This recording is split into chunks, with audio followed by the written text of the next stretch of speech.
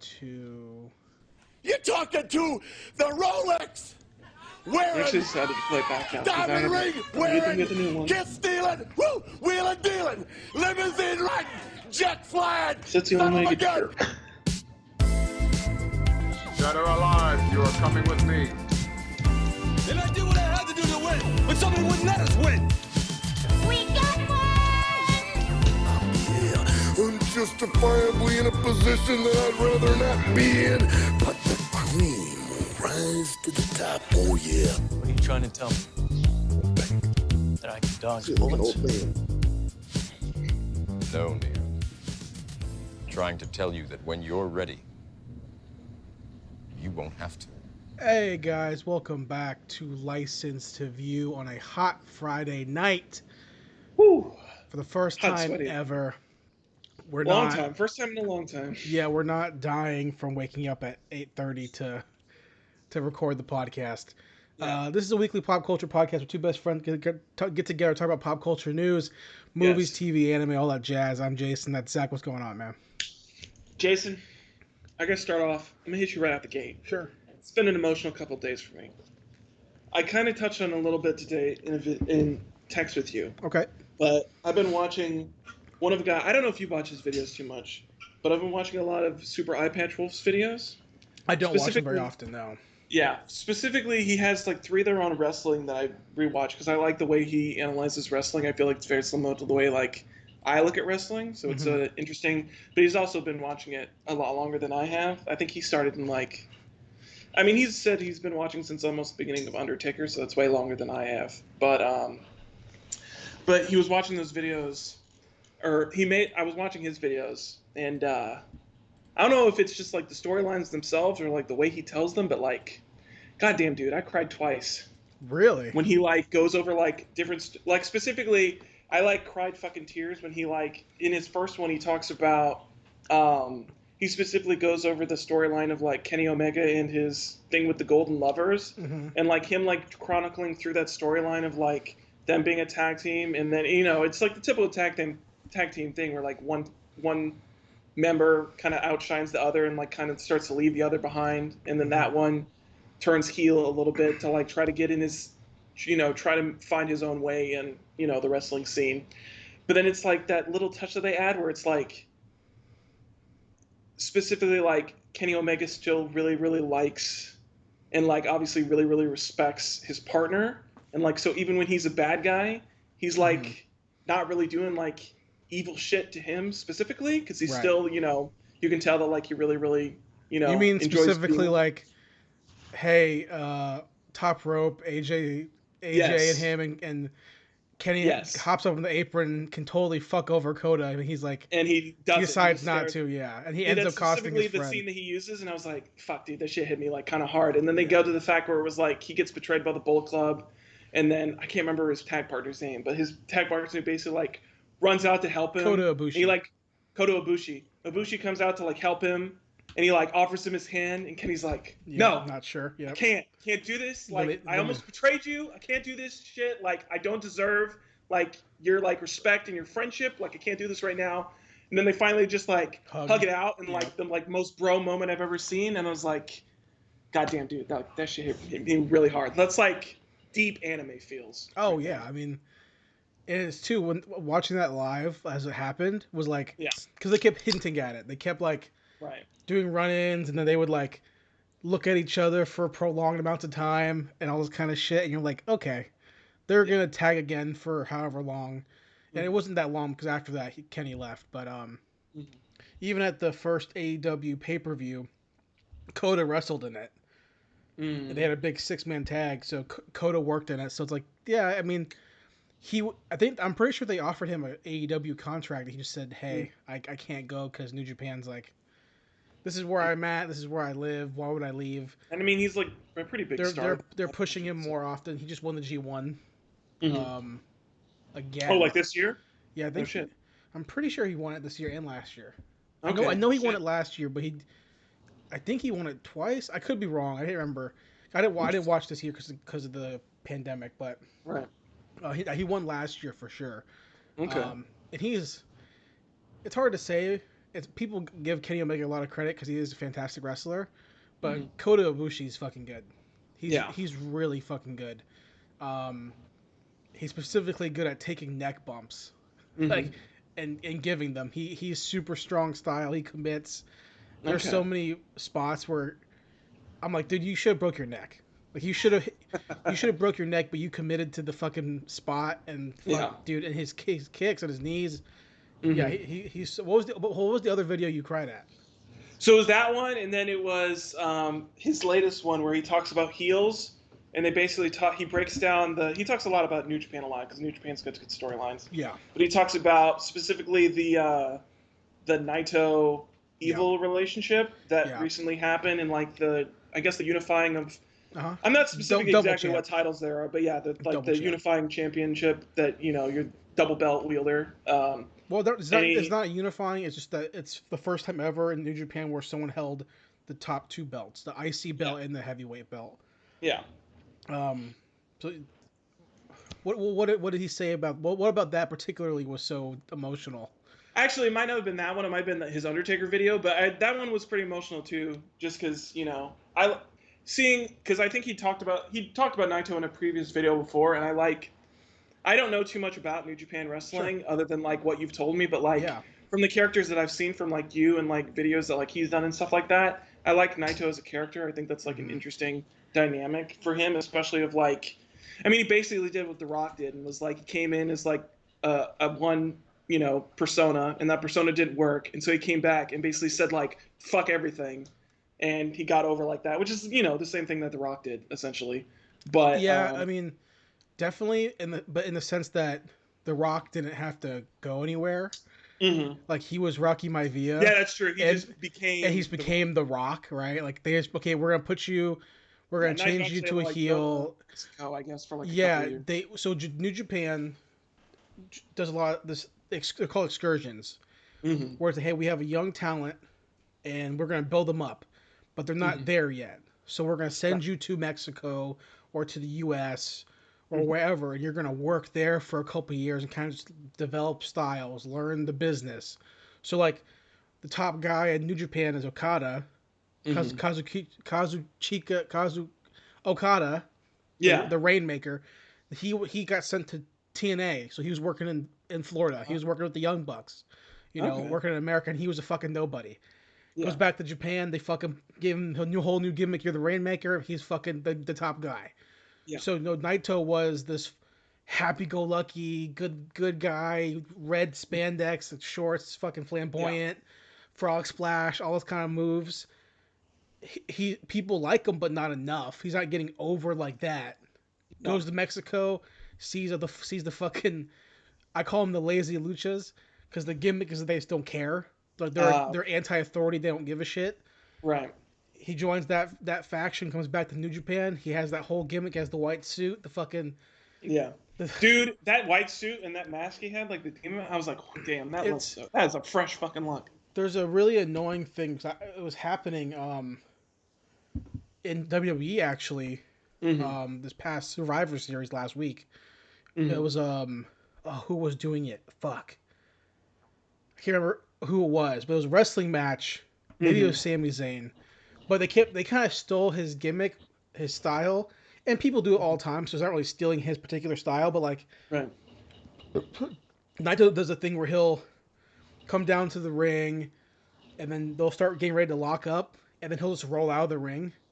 Oh yeah, he'll walk around, then he'll like inch back in, and then he'll lean back out. Like he annoys his opponent by like not committing because he doesn't really care. Right. And I kept seeing them people do that in WWE. And I was like, okay, it's not as good when y'all do it because it's just for some reason your in-ring ability is not there. Right. Yeah. It's all about delivery too. With that kind of stuff. So we were talking earlier. Yes. About Jim Cornette. We were about.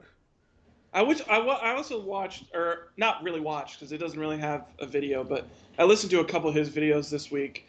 Earlier this week, I think I was listening to a lot of his stuff on like the Young Bucks and a bunch of different stories that he did. I listened to his stuff on the Big Boss, which I didn't really know too much about, except that he dressed up in a policeman's uniform. So like hearing the story for that character was like kind of cool. But yeah, Well, so I don't. with Corny, Mm-hmm. it was like he's a really old school guy. I've been talking about him the last couple of weeks on the podcast. Yeah. And he talking about the Matt Hardy elite deletion match, the John I haven't heard him Cena. talk about that yet. It's a very similar match to the Undertaker AJ match, Yeah. and to the John Cena Bray Wyatt, which Okay. I agree with Jim Cornette, where I put those matches in quotation marks. Mm. Like they're not, to me, it's not wrestling. Yeah, It's that's storytelling, true. but They're it's not wrestling. matches. Yeah. Whereas New Japan, and I'm not trying to be those guys because there's a whole segment of wrestling fans that are like, Japan can do no wrong.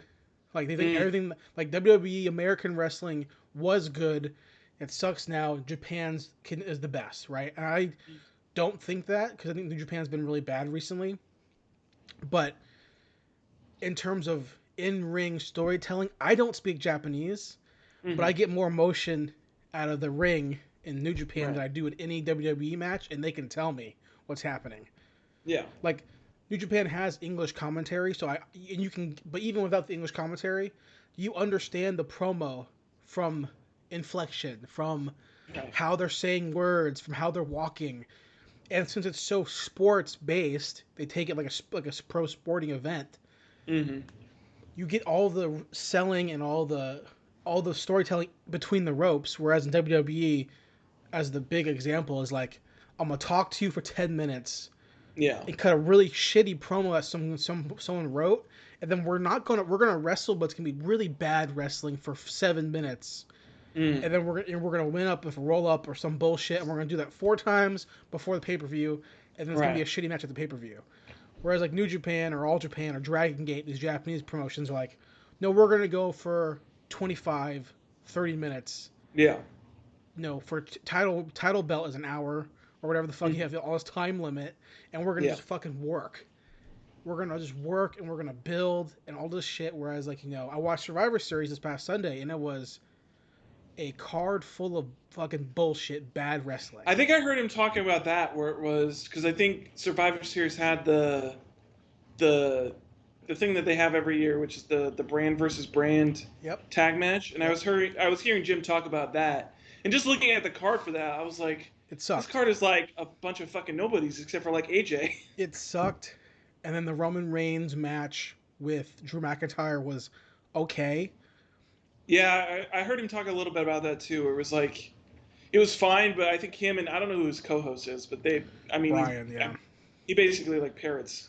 It's a match that I liked it for the most part. It was not bad. I think the thing that I think made sense to, I mean, I don't really keep up with WWE that much, but it feels like a match that like could have been like, because from what I understand, Drew McIntyre is like super huge now. He's popular, yeah, but I don't know. I can't I don't know. tell It feels because like fans. something that like would have been more like a like more of like a next year type of match, like a WrestleMania or something like that. The problem is that since there's no fans, I can't tell how over he is. You know what I mean? Like because they pump in audience noise, so I can't tell how over he is. Yeah, they were talking about that too, where I guess they have control of audience noise and they just press that button repeatedly. I mean, they're blasting in like "You suck" chants, and it's like, what the fuck are you doing? What are you doing? You can't really do that. You can't do that. Like, yeah. Tell me everyone's on Zoom in unison saying you like no, it's not how chants work when you're on the internet. Yeah. But the match was fine. It was a very slow. Roman Reigns' heel is very Randy Orton. I'm gonna be really slow. I'm not gonna do anything really, and we're gonna get to the end. Pick you apart really. But to me, it's really just mediocre wrestling, because you can do slow Paul wrestling. Heyman's still his manager, right? Paul Heyman's like the generic heel manager for everybody now. He's the guy. Hey, you really can't work. You can't talk really. Okay, we'll give you a manager. I was about to say you can't cut a promo. We give you Paul Heyman. And like the match was fine. I mean, no offense to Paul Heyman. Guy can he's great. Speak on He's amazing. The match was fine, but the worst thing, I was on Reddit and on Facebook groups watching the whole thing live, like live chatting with other people on the Squared Circle Reddit thread for Survivor Series. And the one thing that everyone kept commenting on was the women's match for the brand, whatever. Oh, they had a brand tag for women's too. Yeah. So it was. See that? And it was. Do you know who Nia Jax is? Yeah, I know that I saw her and I really got turned off to women's wrestling because I was like, no woman can beat her. She's too fucking So big. she's Oh wait, am I thinking the wrong person? Let no, me make sure. she's 6 foot tall, like 300 pounds, or 270 or 280 or I'm two not sure I'm fifty or thinking of. something like. She's over 200 pounds. She's Yeah, mid. it's her. Yeah, yeah. Yeah, Well, she's she's like the what was it? There was the other one that used to be in the WWE too. She was like Kong, something not yeah. Awesome Kong, not the Japanese one, but there was like something Well, there's Kong. Awesome Kong. She's a black lady. Is that Awesome Kong? I thought Yeah, Awesome Kong was the Japanese, or is that? there's a black lady who's named Awesome Kong. Yeah, it was Um, like the same thing. It's just like you get a woman that's like that big, and it's just like I don't believe any woman yeah, could like it's not beat possible. her up. Well, with Nia Jax, is that she is The Rock's cousin, Mhm. so she's also Roman Reigns' cousin, Right. which means she's also the cousin to the Usos. So it's the famous family, that particular Samoan She's in there family. pretty deep. She's Yeah. obviously, Rikishi is related to her, all this kind of shit, right? Yeah. So people already don't like her because of that. Because the problem is she can't work. Like Yeah. she's terrible in the ring. She's terrible Yeah, I on the remember mic. when I was watching WWE for a little bit a couple of years ago. It was like right when like she was getting introduced. And it was like, yeah, I was Well, just the like, problem I is didn't that like she's been watching her. wrestling for 5 years and she's 36. Yeah, So think about that. It means you start wrestling when you're 30 and you're yeah, on Raw or SmackDown. Like that means we know how you got here. And it's not yeah, because you're talented or a savant. yeah, Like if you were like The Rock, I'd be like fucking shit. Like The Rock's a savant, right? The Rock's an insane talent. right. Whereas Nia Jax is this big lady, Mhm. which could work if you could work, but Yeah, she's not selling. She's getting right. hit and she's not selling. And there's literally videos on YouTube of compilations of everyone that she's injured in the ring. Hmm. Like there's a during this match, she she got thrown into the steel stairs and Hmm. just no sold it. Like got thrown to the steel steps and then just no sold it and just kept walking. And there's highlights where she did a buckle bomb on a Japanese wrestler named Kairi Sane. So Hmm. she's like 5'1". So and Yeah, fucking this lady is 6 foot tall. So she buckle bombs her, tosses her up, and tosses her into the turnbuckles, but throws her down before she was set and ready to take the bump. Just fucking hmm. cracks the back of her neck on the second turnbuckle. Jesus. Like 2 months later, she throws that girl into the steel steps head first, cuts her fucking thing. Now, a couple of these things they're covered by the wrestlers being like, "No, it's my fault." But you can go back and watch so many YouTube videos of her like hurting Bailey and tearing up her shoulder, her doing Jesus. a backbreaker on Charlotte, but she slams her knee into her head on the way down. Like all this stuff, Yeah. and you're not a small person. Like Right. if you Yeah. were like if I Charlotte, mean, if you were Charlotte's size, yeah. well, even if you were Charlotte, she's 6 foot tall too. She's 5'11". So even Yeah, but she's Charlotte, also not like 300. but she's a fucking good pounds. worker though. But the problem is that Yeah. Charlotte's a good worker. Yeah, Charlotte's amazing. If you were like Mm. Alexa Bliss's size, you're 5 foot tall, 5'4", no, 100 pounds wet. Yeah. Well, okay, yeah, it's gonna hurt to take a knee to the face, but it's gonna You'll hurt. probably be able to walk away and not really care too Like that's much. the reason why, like if the Big Show or Kane or Undertaker, if they Yeah. were not safe, it would be a big problem because Right. they're tall, they're big as fuck guys. Yeah, You I mean know? they basically like sit on most people and they Well, like fucking they would can destroy. throw you around because they're fucking 6'9", Yeah, 340 pounds of pure muscle back in the day. yeah. They're not worried about what you can do because they'll just throw you no matter how big you are, right? So that she was in this tag match, and Mhm. the whole gimmick, the whole story was stupid Yeah. because the whole gimmick was that there's her name is, what's her name? Lana. Her name's Lana. She's Rusev's Oh, wife, yeah, I was about to say Russo's right? wife. Rusev's wife. But the problem is Rusev's not in WWE anymore. He's not? He's in AEW. Oh, I didn't know he left. Okay. He got left or got Well, fired. Lana's So still Lana's there. still in WWE. So the All whole right. storyline is like, oh, you don't deserve to be here. You're not a good wrestler. Your husband is fucking sucks dick or whatever. Oh, they're basically sandbagging her because her Yeah. husband's. So the Okay. whole match, she's on the stair steps on her tack side, like pouting, like meh, meh. And then Nia Jax is like, you suck. And then that's the whole match. And then at the very end of the match, they get another wrestler, her name is Bianca. They start letting her get hot, and she's working Nia Jax. And then it ends on a double count out so that Nia Jax is countered out of the ring, and so is Bianca. So the only person that wins is the last remaining member of the team, and that's Lana. That's so stupid. It's very stupid. It's That's so very, dumb. very stupid. Ugh. And it was not good. And that pay-per-view ended with the Undertaker's big farewell. From what I've seen from like Jim Cornette, it just seems like that pay-per-view was not very good. WWE is not very good. Yeah, I don't know. I mean, I haven't, I don't have the network, so I haven't really watched WWE in a long time. But it's just like, I don't know. I mean, even the last time I was watching, which I think was like a couple of years ago, when it was like, last time I watched, and this was like just a pay-per-view. I think it was WrestleMania like 2 years ago, because I think it was the WrestleMania after I started my job in Myrtle Beach, which would have been like 2018, I think. Right. And it was like, because Charlotte was at WrestleMania trying to get her title back, and I think or maybe she was defending her title against Asuka, one of the two. It might have been defending against Asuka. It might have been Asuka's first WrestleMania or something like that. I can't remember. But I think Charlotte won, and I was very happy, because Charlotte's my favorite. Look, Charlotte's great, and Asuka's great. I love Charlotte. Those two are fantastic wrestlers. Yeah. They're awesome. Sasha Banks is great. Mm-hmm. There's so many good workers in the female division, or whatever you want to call it. But Nia Jax is not one. Is definitely not one of them. Like, people were It's lining. not Becky Lynch over here. No, and Becky Lynch is, and Jim Cornette also bags on Becky Lynch because she's pregnant. So she. What? So I don't get. Like, I know she's pregnant, but like, I don't know. His reasoning is like, well, you're the top of the card. You're one of the top three. Why would you have a baby now when you're the best? Have a baby later. Yeah, but like, does he understand how babies work? Like, you can't just have a baby later. My reasoning is like, she's not young. She's not old, but she's like 35. Like, have the kid now. Yeah, like, it's easier to have a kid now than it is to like you're not worried about money. Yeah. No, plus she's married to Seth Rollins.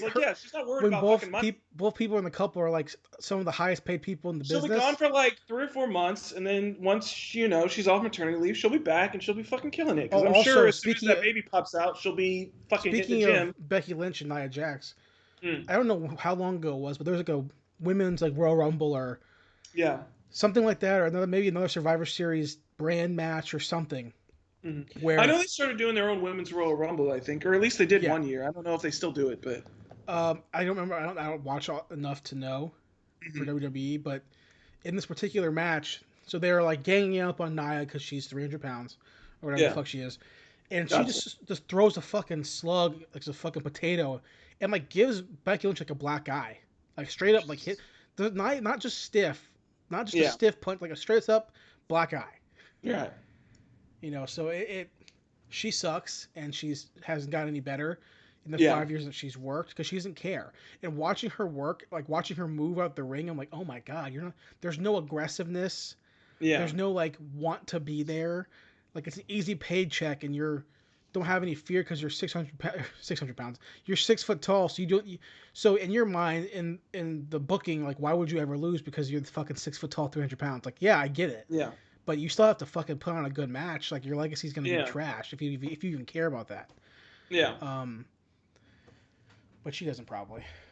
She doesn't care probably. So. I mean, in 5 years, and she's still doing the same shit. I'm gonna guess she doesn't really care about it.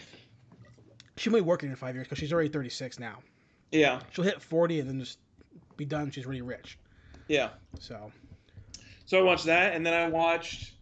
I don't know if you'd heard about this, but Super Eye Patch Wolf talked about it, and it made me want to watch it. So I watched. I never heard of him before, but apparently there's a wrestling documentarian called. Fuck, what was his name? I think it's like something Jennings, like. Oh my god, what's his name? Something. Hold on. I'll figure it out. Give me like 5 seconds. Sure. Wrestling documentarian. Yes, documentarian on YouTube. Oh, okay. Here it is. His name is... A bunch of those guys on YouTube. YouTube is Kenny Johnson. Mm-hmm. So he did I guess it was pretty recently. Oh, I guess not. 2 years ago. But he did a documentary on MJF, Maxwell Jacob Friedman.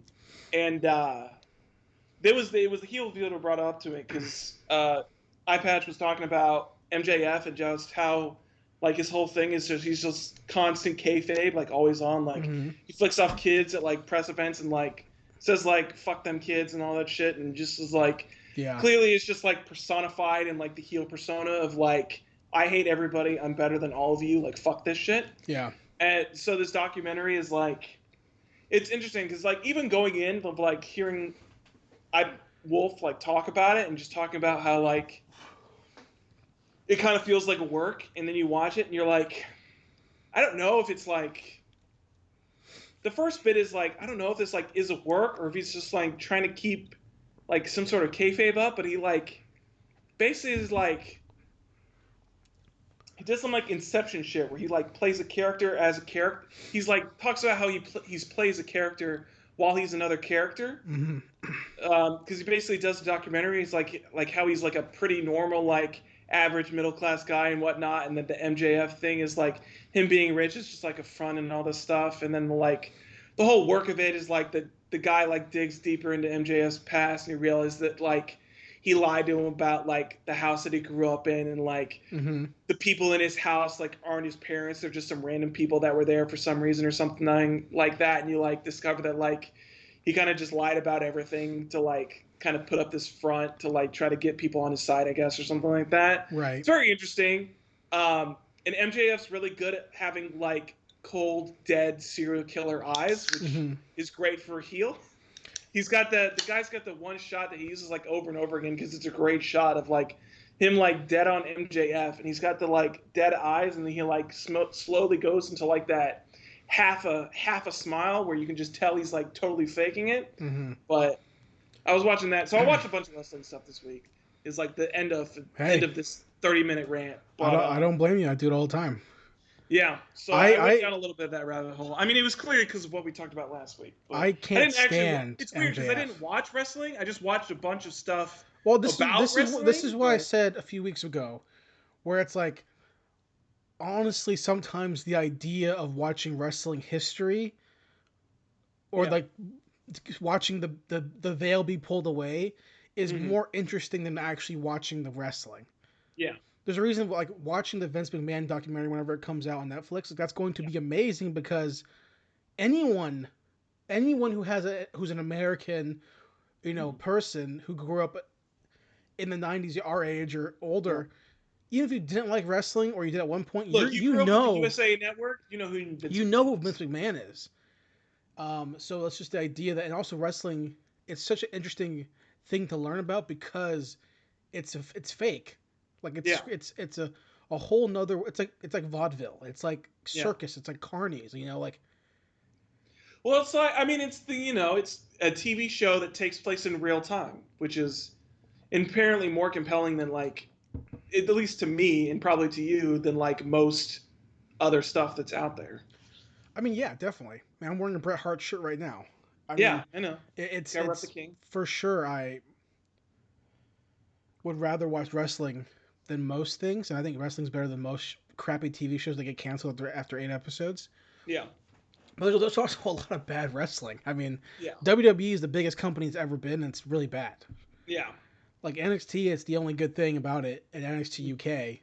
But other than that, the two big things that they make are like trash. Yeah. Which is sad because I go back on the network and I watch from when I was a kid. I'm like, how fucking good it used to be. Well, it's like I just even think like I wasn't even like watching in the golden age. Like I talked about, like I was watching the big era of like, Legend Killer, RKO, and stuff like that. It was like, Hey Dave, John Cena. It was like the genesis of the "You Rock, You Suck" chants for Cena, where he had the audience divided and stuff like that. It was like the heyday of the Streak, where that was really being pushed awfully hard. Where the big time I was watching wrestling, especially. I didn't watch a lot with my middle brother Lucas, but me and my youngest brother Jacob, we fucking loved wrestling. We watched wrestling all the time. It was like constantly like, we had the DVR, especially during the summer. We get off of swim practice, bam, we got 2 hours of Raw to fucking go to. It was like halfway through the summer, Raw kicks up to 3 hours. Fuck it, that's like half our day right there that we just go like catch up watching SmackDown wrestling. It was like, I think that was around that time that they started doing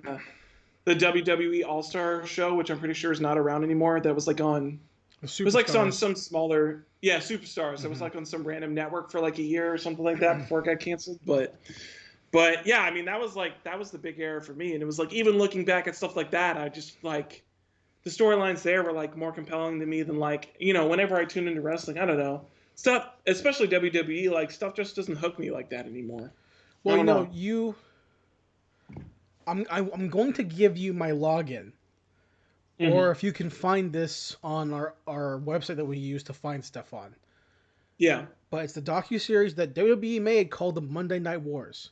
yeah, And you need to watch it because it's amazing. It's like 13 hours of explaining the best era of wrestling in the history of wrestling. right. Like, it never made more money. It hasn't ever come close to the money it was making from TV, from revenue, from stadium size. It was if you were going to get paid as a wrestler, that was when you should be working. And they had no script writers. They had no one to worry about. People were going out there just trying to one-up each other and say what they could say and put on matches and be crazy.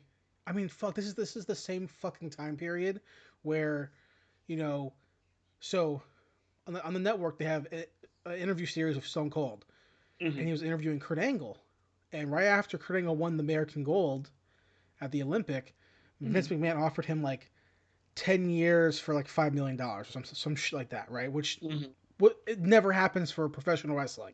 Like that's an insane amount of numbers. Like it would have been like 500 grand a year or wherever that math works out to be or some shit. Yeah. So that's crazy, let alone back then, right? So that never happened, Right. ever. And then you have stuff like Kane being a fucking like fireborn superhero who's the brother to a dead guy who was raised by a mortician. An undead wizard who has a satanic cult that follows him, And who like also has Mortician as his side and band. like Paul Bearer was actually Kane's dad, not Undertaker's dad, so they were half brothers, and they had psychic powers, and they both shot lightning, and they both shot fire. Like people didn't fucking question that shit. There was a fucking Edge and Christian were vampires. Yeah. And then Jeff Hardy and Matt Hardy became vampires. Like that's like how fucking that's how fucking dumb it was. Yeah. Right? But it was so Well, fucking like Randy cool. Orton was like a fucking half serpent, like weird predator creature that like just But it was the best time wrestling, and this documentary explains why. And then the documentary right after that, which is the Ruthless Aggression documentary, shows how we're going to transition out of that when we have no more competition. Right. And how that was the original brand split. But now we're 20 years post that, 18 years post that time period, and the company is just not fiscally maybe, but objectively to older wrestling fans, like some people just can't stand it. Like I listened to podcasts of people who that brings up an go- interesting question for me. Go ahead. Oh no, but what were you saying about podcasts? I listen to a lot of wrestling podcasts, and a lot of these people I listen to who are, I guess, smart marks or smarks, Yeah.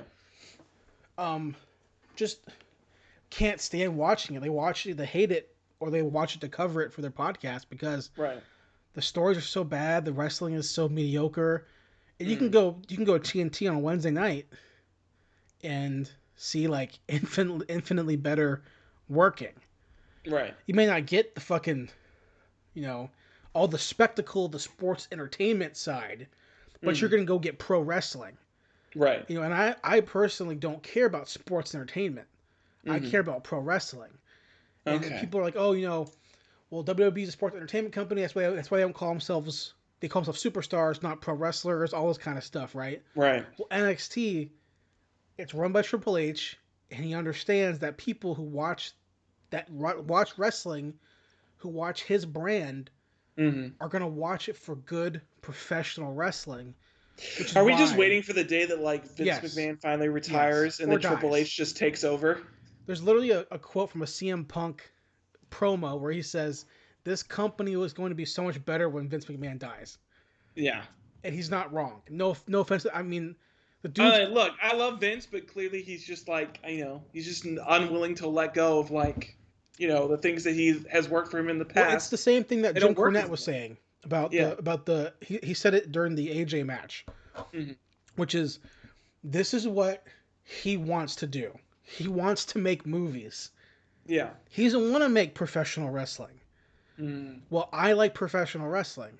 I like Bret Hart would not be able to succeed in current day WWE, and that's sad because it's the excellence of execution. Like Right. they wouldn't give him time to be fucking Bret Hart in Right. today's wrestling in today's WWE because you have 7 minutes to do a bit, throw pancakes or some dumb shit. Yeah. You know, that's my Jim Cornette like section of my personality. But like, Oh yeah. Speaking of, how does he feel about the New Day? Does he fucking hate them?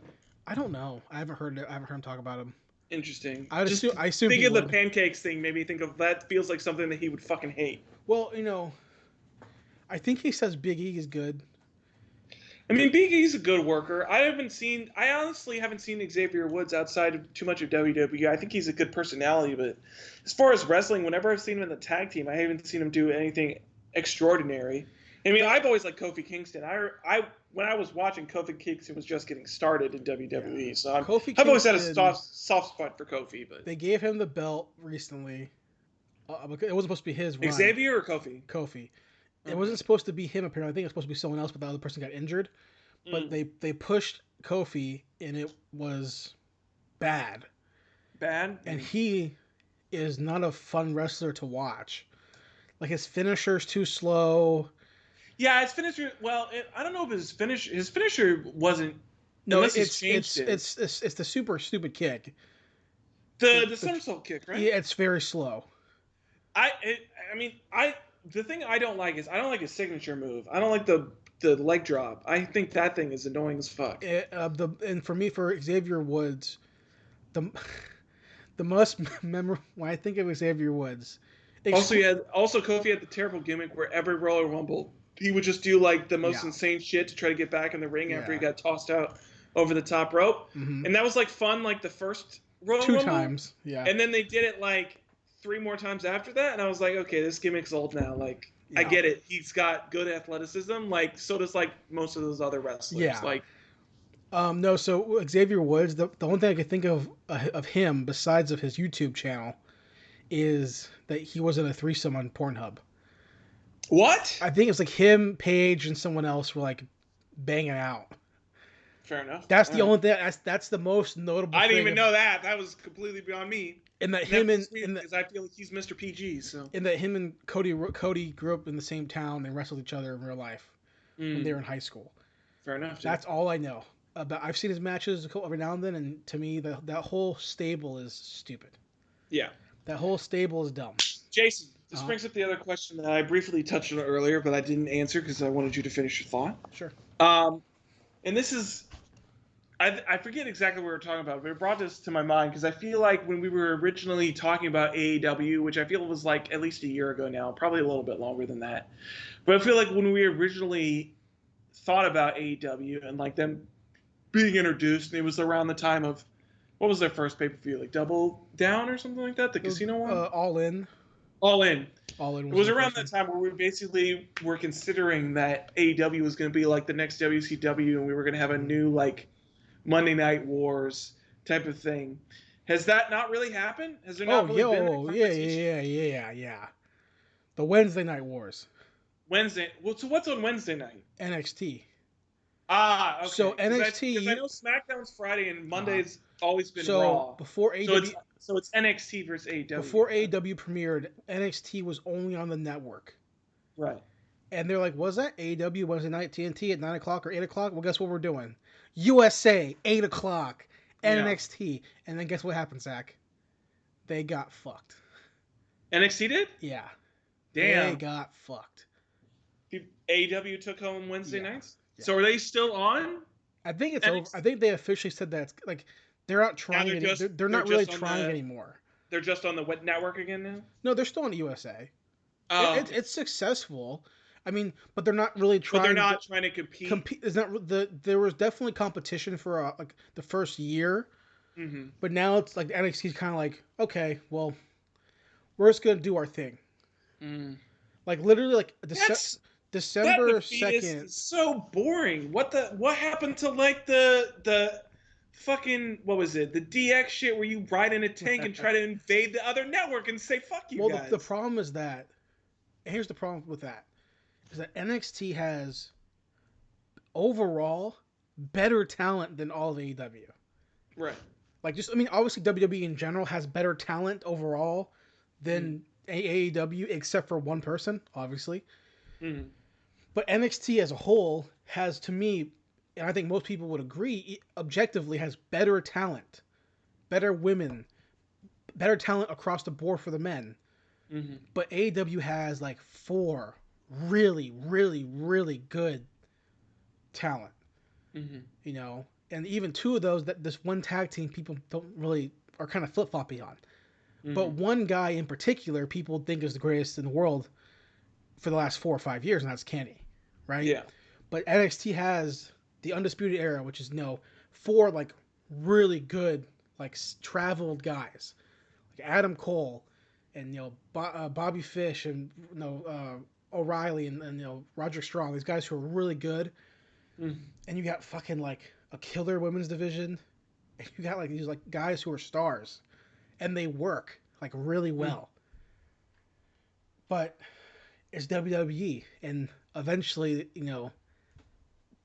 they go to the main ruin roster. They go to the main basically... roster and they ruin everything. Like Samoa Well, it was Joe. like, that was the thing that was like, Samoa Joe's a good example because like he went to the main roster and he basically became like a laughing stock. Because I remember I was like super hyped because I heard Vamp for like 2 seconds. I gotta pee real quick. Yeah, but I remember it was like I remember he originally told me about Samoa Joe being on NXT, and I remember I started watching WWE a little bit again when it was like all those NXT people started making their way over. It was like Samoa Joe was coming over. And it was like the time of like Finn Balor. When I started watching, Finn Balor really wasn't around. He was like injured or something like that. I don't know if that's true or not. I didn't really look into it to see if it was like a work or not. But like Finn Balor was, on the main roster of Raw and whatnot. And that was the time of like he calls it the Demon, which is like, Bray Wyatt basically stole his thing with the theme, which is like, you have a separate personality that's like taken over by Satan or something like that.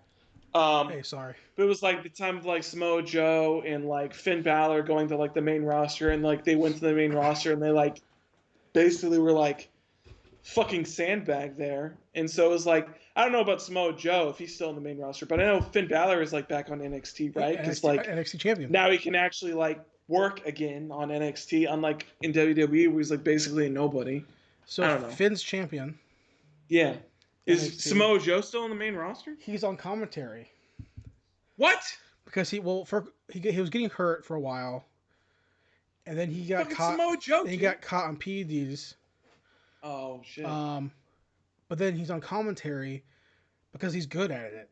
But I didn't realize PEDs were the thing in WWE. I feel like it does. They personally don't care, but they have to care because of lawsuits from the 90s. This is the image. Oh, lawsuits. Yeah, the WWE was sued for like steroids and stuff. Oh, I didn't know So that. Damn. they have to care. Their wellness program. Mm. But I mean, Samoa Joe's good on the mic. Vince I've seen him McMahon. cut multiple promos, Vince and McMahon's he's a like, billionaire because of guys on steroids. Just straight up. Mhm. No, Samoa Joe is a perfect Well, you example. talk about that one guy on NXT. What was it, Brian Cage? And I was like, that guy definitely does steroids. Oh, on AEW. On AEW, I mean. Yeah, he's on a fucking. I was like, cycle all that day. dude's definitely on He's roids. on a Like fucking 100%, full ass dude. cycle, dude. Shit. Yeah.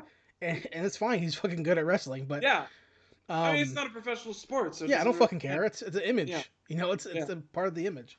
Yeah. But Samoa Joe is a perfect example of a guy who is. I grew up watching. I think Samoa Joe is an amazing professional wrestler. Yeah. And he was great. He could have been really great in NXT, and he did all right. Yeah. And then they moved him to the main roster. It feels like the thing where it was like they just didn't really know what to do with They him don't know for what to do some with reason. them. Aleister Black's a perfect example. Aleister Black was amazing on NXT. Well, it was like when I was talking a little bit when I was watching, it was like a lot of those people were like moving into the main roster because it was the era of like when I went to that SmackDown show with you where it was like AJ was moving into the main roster and they had Shinsuke going in there. AJ was always in the main roster. I mean, yeah, no, I mean, but like they had like this new talent coming into Sure. the main roster where they had like AJ and they had like Shinsuke came in Yes. from like New Japan and they had, the Samoa Joe and like Finn Balor was like when I was watching, when I was rewatching, like Finn Balor was like injured or some shit, so he wasn't really there. But it was around that era, but it really felt like they didn't really know like what to do with any of these people because like Shinsuke, they basically like I remember they didn't really do anything into him until like there was one pay-per-view where they basically like turned him into heel, where he basically like betrayed AJ after they had like a pretty good match. He basically was like "fuck you, AJ" and like kicked him in the balls or some shit and like became a for heel a while. Yeah. Yeah. And so and I have no idea if this is true or not, but I feel like it is. That Triple H and Shawn Michaels and Road Dogg, all these people who work at NXT, all these scouts, these people who scour the internet. Oh, Shawn Michaels working with NXT now? That's pretty cool. Yeah, yeah. All these guys and girls who work at the Performance Center in Orlando, they're all there, and they watch the world of professional wrestling with a big ass view. Like they see everybody because they see who they can draft pick. Yeah. Right? Because everyone in the world, if anyone says they don't want to go to WWE, I feel like you're lying, because you want to make money. You want to make money, dude. Want to get that fucking dollar. They look at everybody, and they go, "Listen, we can make money with Shinsuke Nakamura. He's a star." And then he can work in NXT, and people are gonna get it. But then Vince McMahon's like, he's doing really well at NXT. Let's bring him up, and they have no idea how to work him on sports entertainment. Yeah, it feels like they just bring him up because they're like, yeah, we should bring him up, but then they don't really have like a plan for like how to bring him up. Like, listen, straight up, Aleister Black. Which is like, I haven't heard too much about. I don't know too much about Aleister Black, but the thing that made me mad was like, because one of my favorites when I was watching NXT was Bobby Roode. I love Bobby Roode. I love his gimmick because it's basically Ric Flair, like a young Ric Flair, and I love that gimmick. And he wears the fucking shit, and it looks fucking hilarious and gorgeous, and I love his theme song. I think it's like one of the things that like fucking blasted all the time because the fucking love Bobby Roode so much. But like, I know that he was in the main roster. I don't know if he still is, but I know he was in the main roster. And I didn't hear anything about him because I feel like they didn't do anything with him. When you have that many people, what are you gonna do? You know, it is the problem. You have the curse of too much good shit. You get Samoa in the main roster, you don't know what the fuck to do with him. Because he's a wrestler. Like, straight up, flat out, Samoa Joe has had better matches in his career than any of the WWE guys. The guys who were born and bred WWE. Roman Reigns, all those guys, right? Yeah. He's had better matches. Straight up. He's wrestled legends across the world. Shinsuke Nakamura and AJ have put on 4.5-star matches in Japan. Yeah, but they've done it. Their Wrestle Kingdom match is amazing. Yeah, they couldn't replicate that because they don't go strong style enough. Right. Finn Balor was amazing in New Japan as Prince Devitt. He's great in NXT. They fuck him up on the Raw on main roster. Sami Zayn, indie darling. People loved him as El Generico. NXT people really dig him. He comes to the main roster. He hates wrestling now. He doesn't like wrestling. Is he shot? Is he shoot that? People are saying people like Cornette. All people talk about like he's over it because of being on the main roster. Well, it felt like that was the same thing where it was like he had the good gimmick when I was watching. He had the good gimmick where he was tag partners with Kevin Owens for a little bit. Yeah. And I felt like that was like a cool, interesting thing for him. But it was like after that, it was like, I don't know. I haven't really heard anything big about him. The guys and girls who come from the indies or the other countries who wrestle, wrestle. That's like their thing. And maybe they can talk, maybe they can't talk, but they're good wrestlers. Very few of those people can come to the main roster and still succeed. Obviously, especially they don't have time put into them. Like Daniel Bryan is an example of someone who has succeeded in both realms. So is CM Punk, because at any given time, Daniel Bryan was like considered the best wrestler in the world. Yeah, like just across the board, best wrestler in the world for like technique and all that kind of stuff. And then he comes to the WWE and he almost fails it the first time, comes back, and then They figure it out. CM Punk, indie darling, comes over and they figure that he comes over to ECW. He and works the into main crowd. You know what I roster. mean? Yeah. But now it's like, it's always been this way. But particularly now with talents, like, just why even want to leave NXT? Yeah. Like, apparently Aleister Black. Well, Finn Balor didn't. He was like, Well, fuck it, I'm going back. Well, they put him Tell back. me about Aleister They Black, sent 'cause him you've been back. tweeting me a lot, but I haven't. So- I actually don't know anything about Aleister Black. He's like a Danish wrestler, striker guy, tattoos everywhere, like a heavy metal, like death metal kind of guy. Really badass gimmick. Like has like death metal playing. His old entrance was that he'd be in a coffin, and it would raise it would raise vertically, and he would walk out of the coffin, and there's like this breakdown playing. It was super cool. Well, they people loved that. Get part of his entrance. They changed that. He can't go hard and strong style because it's on TV, so he's all super softy, and he's not giving any time to work. Whereas NXT, he could because that's a wrestling fan show, right? Right. One more example is Keith Lee. Keith Lee is a big ass black guy. Mm-hmm. I mean, like he's a big chubby black guy, muscular, strong, but he's a chubby black dude, right? He would wear trunks, like short trunks, no shirt, so his belly's out, but he's super duper athletic. Like, puts on some amazing physical matches, backflips, springboards, all this crazy shit, right? Some moonsaults. They bring him to the main roster. The first thing they do is make him wear a tank top. Change his music. They changed the whole thing. The whole point, Heath Lee's gimmick was like, I'm glorious. I'm the fucking best. Bask in my glory. I'm amazing. Yeah.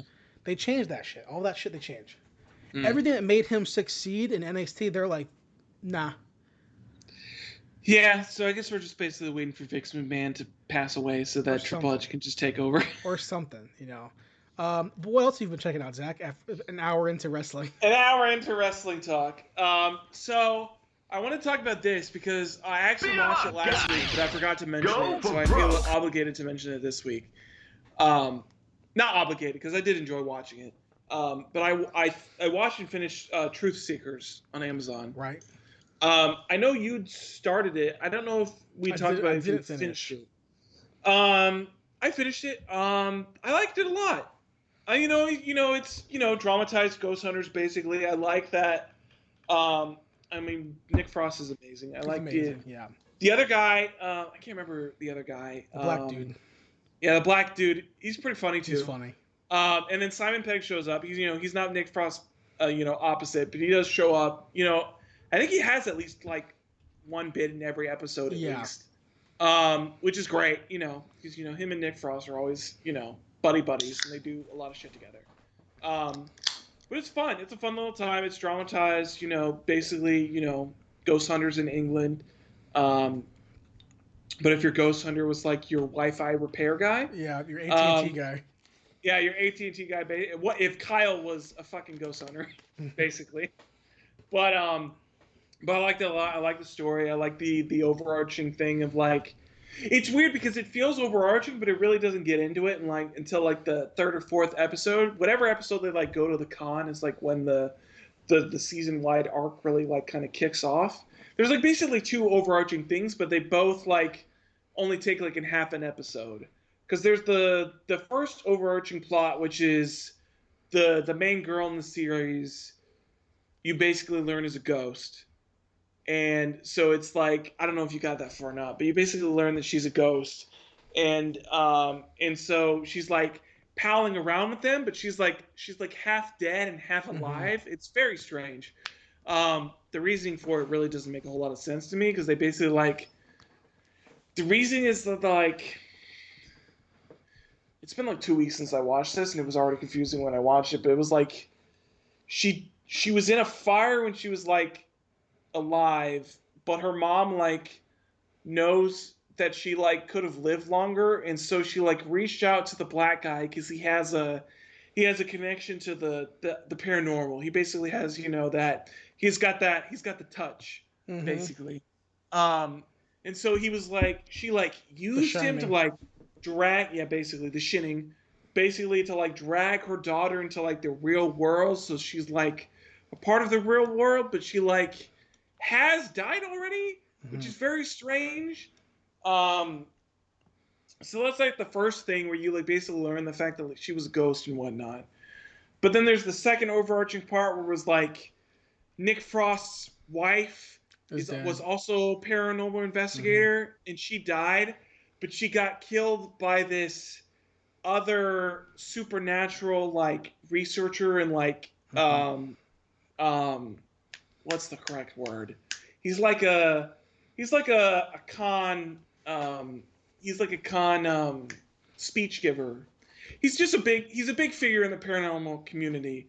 But he's also like apparently he's like a cult leader and he like wants to go over into like this like other dimension. He's like willing to like sacrifice people to do it.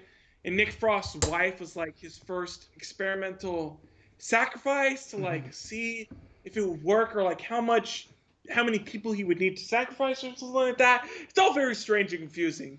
And it doesn't make a lot of sense. And then there's like another side character that shows up that is basically is teased to a season 2 that she has this weird relationship with Simon Pegg because they're apparently both like they're either like interdimensional or like godlike figures that like are watching over Nick Frost because he's like in this world and like this woman character was like trying to set up this cult leader to like do some sort of shit. I don't know. It's very confusing. It's a very confusing show. There's like a lot of shit going on. Like as I was watching it, I understood it, but like looking back on it like 2 weeks later, like I'm really having a hard time like figuring out what the fuck I actually watched and like piecing it all together. And it's definitely like too much for a half hour or 22 minutes or something. It's very strange. That was the weirdest thing because it was like, for me, originally watching it, I was hesitant to watch it because I thought it was going to be like an hour-long series. Yeah. And I was like, oh, do I really want to put like, you know, like 8 hours into this? And I was like, oh, it's like a half hour. Watching it in a day.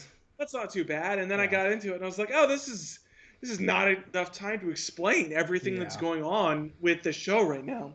Especially when you've got like, you don't have like a typical like A-B plot, which is like the half-hour sitcom. You've got like A, B, and like a halfway C plot. So there's like, it doesn't feel like a half hour is enough time to explain all the different storylines you have going on and like connecting them all together.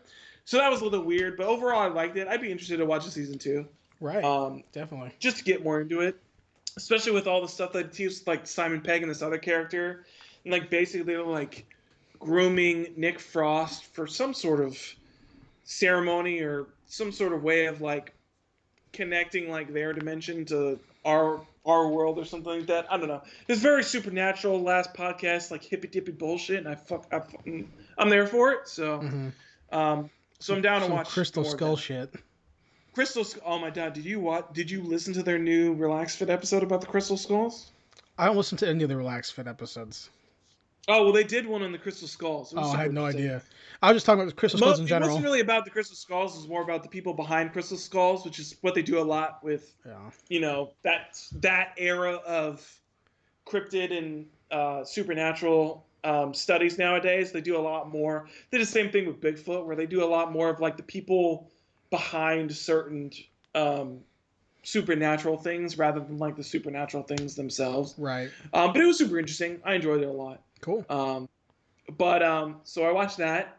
I watched one of my favorite movies because I just felt like watching it. I saw it was on Netflix, which is Indiana Jones and the Last Crusade.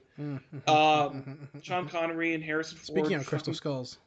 Yeah, speaking of Crystal Skulls. But Sean Connery and Harrison Ford fucking killing it on screen, dude. Just being absolute badasses on, you know, doing their thing. Sean Connery, R.I.P., absolute legend on the screen. Being Indiana Jones's dad. Felt like the role he was like born to play as like Harrison Ford's father. I don't know why, but the chemistry between them as like father and son just feels like so right. It just feels like they were always meant to be like family members. Right. I just really enjoyed their chemistry a lot. So that is a lot of fun. And it you know. I tell you what, man, I am not looking forward to the next one. I can't believe that. I honestly can't believe they're still doing it. I mean, I know he basically like. I think he like. I read something where he like strong armed. It was Disney, Star. I do like, Star Wars. You give me Star Andy. Wars. Yeah, because clearly he loves Indiana Jones, which is fine. Like, obviously he loves that character, but it was like, I don't know, man. Crystal Skull was not good. Maybe it wasn't good because he was old, but like No, it just wasn't good. Crystal Skull is a fine movie. It's fine. It's not a good Indiana Jones movie. It's a fine movie. Yes. Everyone in yes. the movie acts fine. It's the story that's dumb. Yeah. Right? Well, the story is really But stupid. Well, it's a story and there's stupid set pieces they have. Like Shia LaBeouf swinging with monkeys is really dumb. The ants, all that shit's dumb. There was definitely better ways to incorporate Crystal Skulls, but the movie itself was made fine. It looks fine. Yeah. It was not what Harrison Indy Ford should be surviving doing. a nuclear blast by jumping in a Right. refrigerator, really dumb. It's not what Indiana Jones should be doing at 60 years old or wherever the fuck he was. Like they should have been not. Well, clearly they try to write it like it was the same Indiana Jones from like the heyday of Indiana Jones, but like Harrison Ford's not the character anymore. Right. You can't write him the same way. You can't write him like Raiders of the Lost Ark. So at this point, I'm like expecting the next movie to be like he's just a straight up professor or he's retired. I hope so. I don't know if they're gonna have Gruff, They basically whatever need the to fuck make his him his name dad. Like he needs to be the Sean Connery character to somebody else. Yeah. And then he'll I get don't know what they're shot gonna do and get saved by the Holy Grail. Because I'm pretty sure they said that it's not gonna have Shia LaBeouf in it. Yeah, I don't know. Because Shia LaBeouf was his kid, right? Yeah, he was Marion's son. Yeah. So I don't know. So you watched that? I watched that. So I watched that. Watched Truth Seekers. Did I watch anything else? I didn't watch anything else, but I did play one other thing. Last thing I do before we get to you, just real quick, was that I started playing the new Yakuza game, Like a Dragon. Right. I'm at chapter 3 in it, so I'm not really that far. Yeah, you're not far at all. But no, like I haven't even got my full party. Yeah, Yakuza game. I haven't even got my full party together. Yeah. And I mean, it's a Yakuza game, but like this one is also just basically an RPG, so it's like, I haven't even got the full party together. Like I haven't even started like the real story. But it's fun. I like it a lot. I like the combat system. I think for me, I've always dabbled in a few of the Yakuza games, so I feel like this one is probably the most accessible to me because I do like playing RPGs. And this one is just a straight up RPG. Like it's turn-based combat. You've got attacks, you've got magic spells basically, and you've got, you guard your items. I mean, it is just a regular RPG. So I feel like that is more accessible to me because I understand that gameplay a lot more than like Yakuza's like half in, half out open world beat 'em up system that was like in like Judgment and Yakuza games before. But yeah, I started playing that. I'm having a lot of fun with it. I like the character of I can't remember his fucking name anymore. But I enjoy his character a lot. I like him. He's basically like a crazier, less composed version of Kiryu. So I'm there for it. Yeah, I mean their fucking history is the same. Like, go to jail for the mob. It's like the Yakuza plot that's like in half the games where it's like you start off the game and like you're betrayed and you're trying to get revenge. Like that's the plot. And it's like, half Yakuza games are like that, but like, for a Yakuza game and a Yakuza story, it's a compelling plot point, and it gets it gets the ball rolling for like, I'm sure there'll be other stuff that happens later on. I like the mentorship that he has with basically like the Godfather-esque antagonist of the game.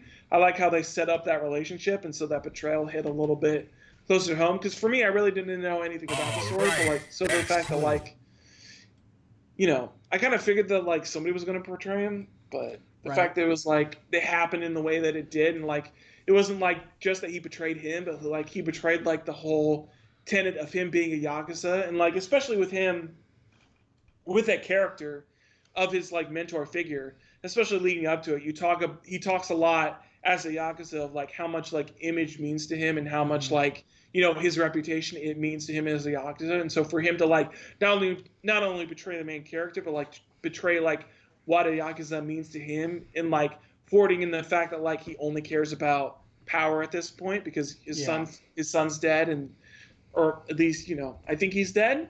I don't know. Yeah, it's a Yakuza game, so for all I know, his son could like fucking come back and be like, "Gotcha, bitch," but his son died, and so like him going into this path where he's like, he's purely obsessed with power and like nothing else matters except for like amassing like that central, heliocentric universe around himself is an interesting dynamic that I haven't.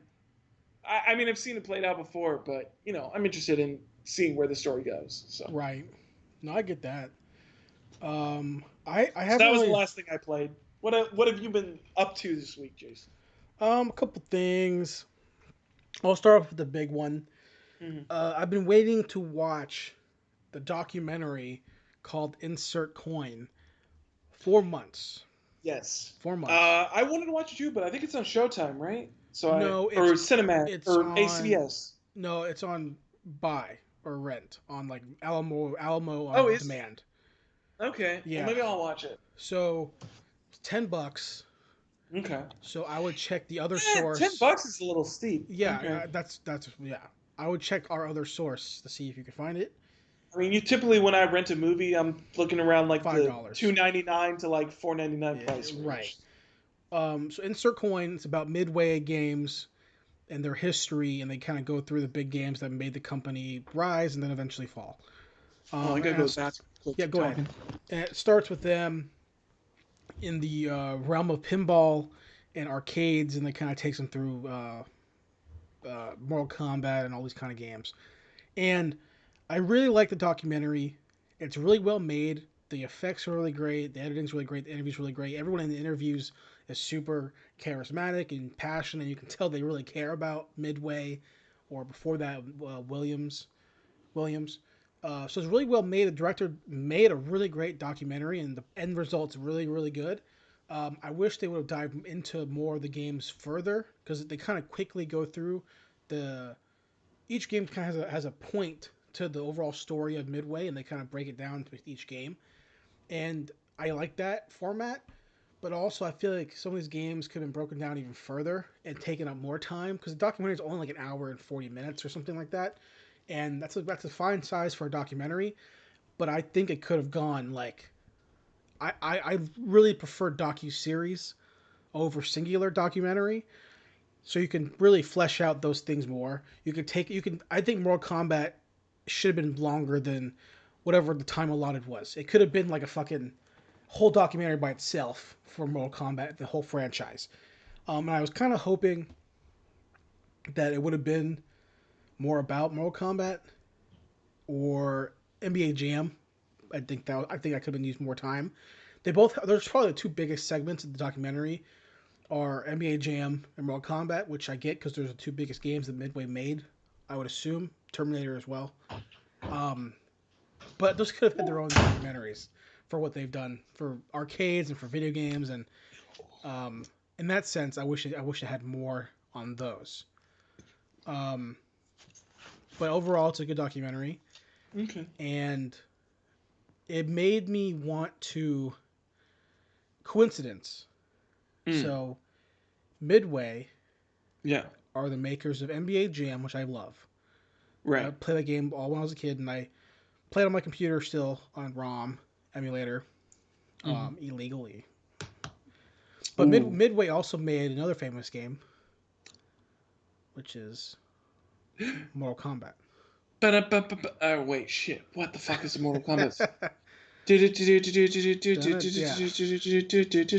Mortal Kombat. So, just coincidence, the same week that this movie is released, they released Ultimate Mortal Kombat 11.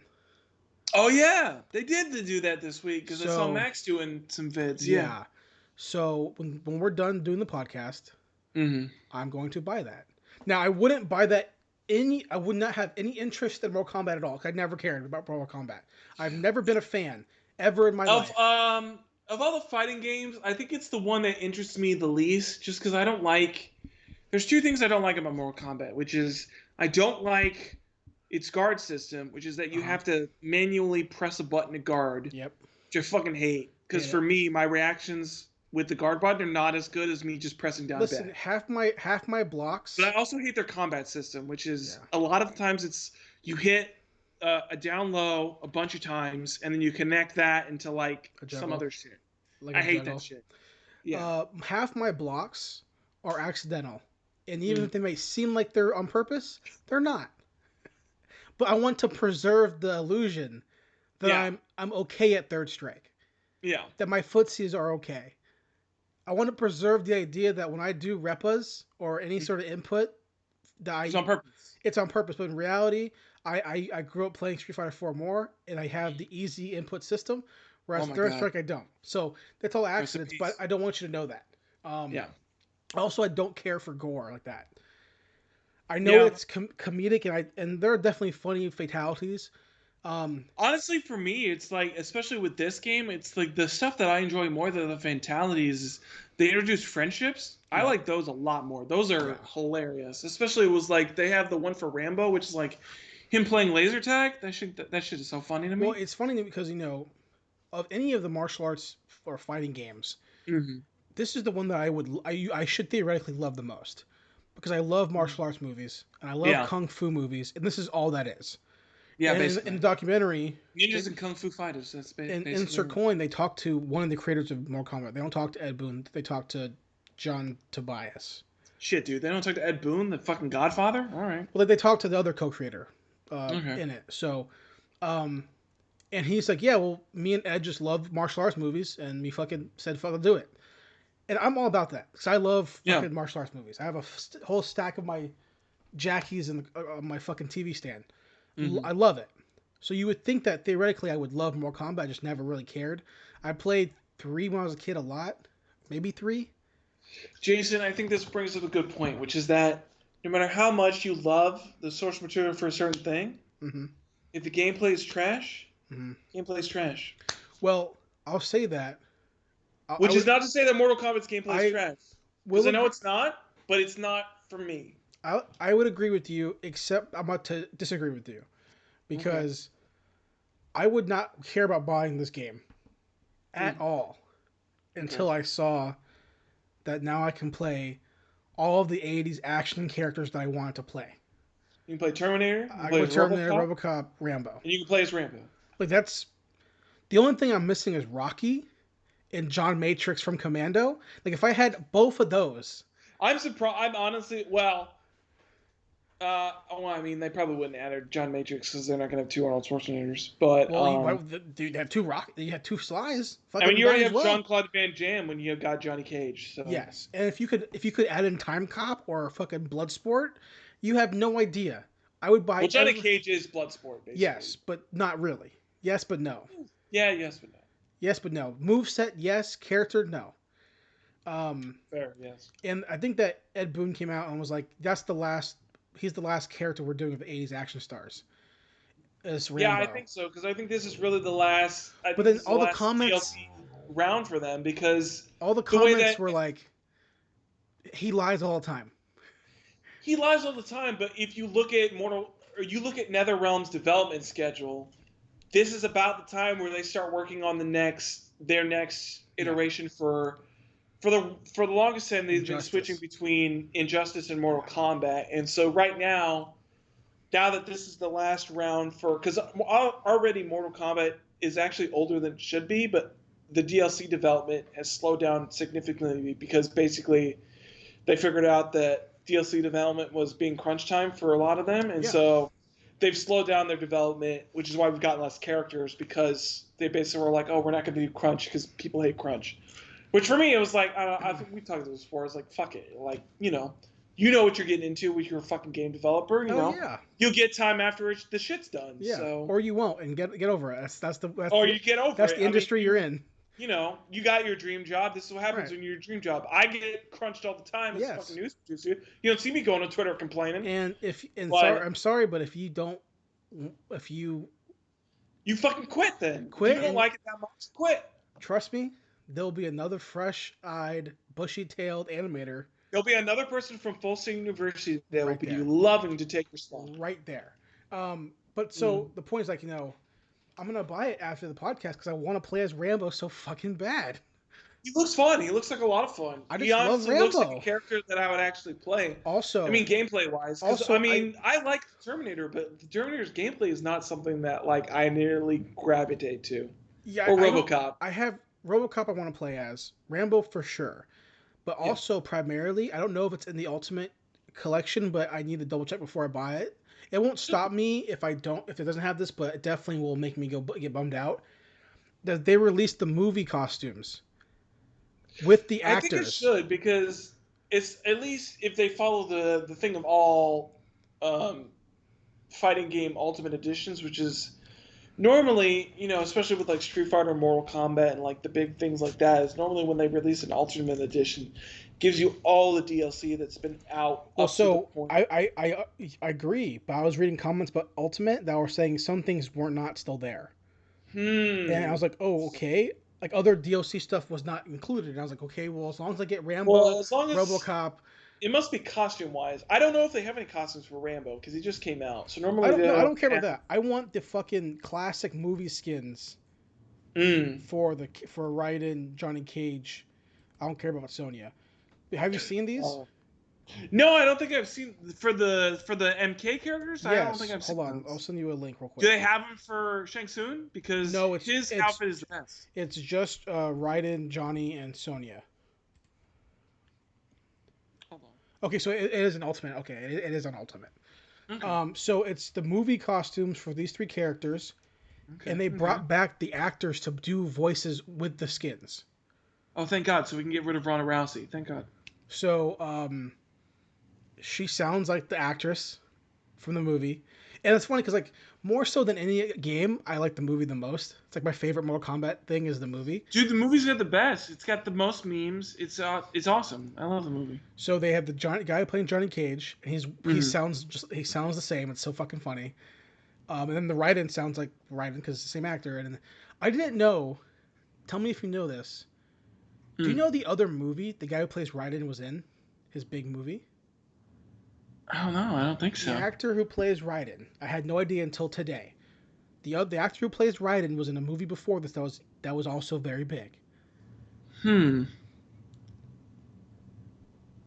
looking at his shit. It looks like he was Highlander. He was the main character. He was Highlander? Yeah. What? How did I not recognize that as a kid? Like, oh my god, it's Highlander and Raiden the same person. How do I not know? It must have been a wig. Fuck me, dude. I don't know. So, after the show, I'm gonna buy that for sure. And then after I buy it, I'm gonna go watch First Blood. That's my whole night. That's my night's plan. That's what I'm doing. Go back to our old episode of First Blood if you want to know what we thought about First Blood. Yeah, there we go. And then I'll watch part 2 as well. I learned from Ben Kissel to just plug whenever you feel like it because I listened to old episodes of what was it?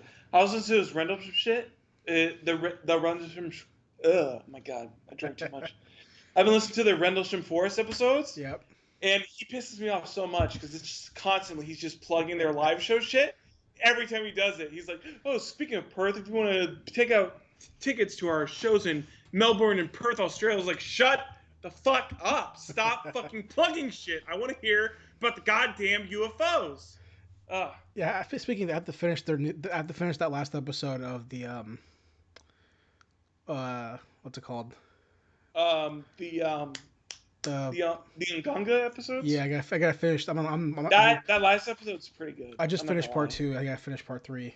I really like their last series that they did. I really liked them going through that because it reminded me. Honestly, I probably am the only one who thought about this because it was an old creepypasta that they did. It was like an impromptu creepypasta because I remember them talking about it. They basically said that they were doing the creepypasta because they were going to do a subject for an episode, and then they found out research and they basically found that like the people that made fun of them on like social media and whatnot like got fucking murdered. Oh. And it was basically about like they were basically said that they were like going to do an episode on like Mexican drug cartels and shit like that. And basically they found out like that whatever group they were going to talk about like actually goes and like fucking murders people that like talk about them. Right. So we're not going to talk about them this episode. Instead, we're going to do creepypastas. So that it, like jogged that shit in my mind where they started talking about him. The way that Spotify has it is just pain in the ass. I hate having to scroll down. Dude, I hate that shit because especially for me, it was like I can't search anymore. It's so hard to search. Yeah, I was thinking about that. The only thing that helps with that is if you can search. Some people do playlists. Like there was a time where I was like urging for like just some of their creepypasta stuff, and there was some guy that like just made a playlist of like all of their creepypasta episodes, so I was able to do it like that. But yeah, I was just like, What I have to It's do so now hard to like is find what I want to watch unless I like download it. But then I have to like scroll through all the shit that I've like downloaded. yeah, I go to their website or Reddit and I look at people have made like here's a list of every Heavy Hitters episode. So Yeah. I'll just search up the full title Mhm. and then just find it because they have I know the episode number already. Yeah. But most of the time I'm having to scroll and it's a pain in the ass. Yeah, I hate that shit. So Insert Coin was good. I'm gonna buy Mortal Kombat 11 Ultimate. Yes. Ready Player 2 came out. I lied to you, Jason. I told you I was going to check it out. I did not. It's fine because I'm not done with it, and usually I read books in a day. You know, Okay. I read books pretty quickly, Yeah. especially if I'm really excited. You read for them it. much quicker than I do. Yeah, I read pretty fast. I'm an English major. Duh. It's so funny, dude. I'm in two classes right now, and I'm in a Brit Lit class, and I'm in the class called Oh, the that novel. was my least favorite class in high school was So- AP British Lit. I just wrote an essay on Metamorphosis by Franz Kafka, and it's so funny the fact that I have to write these super bullshit essays about like literature, and then I go read wizard books, like, And then you go pick up the latest Harry Dresden. and then I read like a Dresden book or like I read like a Vince Flynn like spy assassin novel. I'm like, this is literature, you know what I mean? I mean, honestly, it's like, who gives a fuck about, what was that? No, dude, Mice and Men or my like any of that first- fucking British Lit? In my Who gives a fuck? novel class, my first essay Oh, Mice was and like, Men, I think, is actually American Lit, but fucking it who is cares? American Lit. My first essay in my novel class was English literature people say that novels have to meet these criteria to be considered a novel. Like, where do you stand? And I was like, if it's a story and contained in a format as a book, so Yeah. ebook, fucking Yeah. whatever, paper, it doesn't matter what the fucking genre is, because For me, if it's a story that is sectioned off, that has characters, fictionalized or otherwise, then it's a book well, a novel. That's or a novel. Because a book could be I mean, That's fucking true. Lord of the Book could be Rings is a fiction or book, nonfiction. but a novel has different critique levels, has to critique humanity, has to take certain time, play all these different bullshit things. Let me bring this up because I feel like I had this thought earlier this week and I wanted to bring it up to you. Okay. How much bullshit was fucking English literature class where they like, because I feel like I had this thing with like film criticism too, where it's like, why do like teachers like insist that there's like a deeper meaning to stories? Yeah. Where I feel like a lot of the times, because I had this thought all the time when I was in like Mr. Perry's class and like AP language or like AP lit, where he was like making us like dissect like poems and like literature, and he's like, "What's the deeper meaning?" And I was like, I feel like the like what was it? Oh, we did like 100 Years of Solitude, which was like super interesting. It's like Spanish Harry Potter. He's like, what's the deeper meaning of this? And I was like, I feel like this guy just wanted to make like a fucking fantasy novel. Yeah. Like, I don't know if there's like a deeper meaning to it. Well, I'll say this from two different sides. As someone who went to film school, which is literally a bunch of fucking douches jerking off fucking Quentin Tarantino. Yeah. And then now, as I'm finishing up my English degree, which is literally just jerking off a bunch of old dudes who wrote books. It's jerking off like Edgar Allan Poe and like fucking Mark Twain. Like, in terms of like the novel side, like the book side, yeah.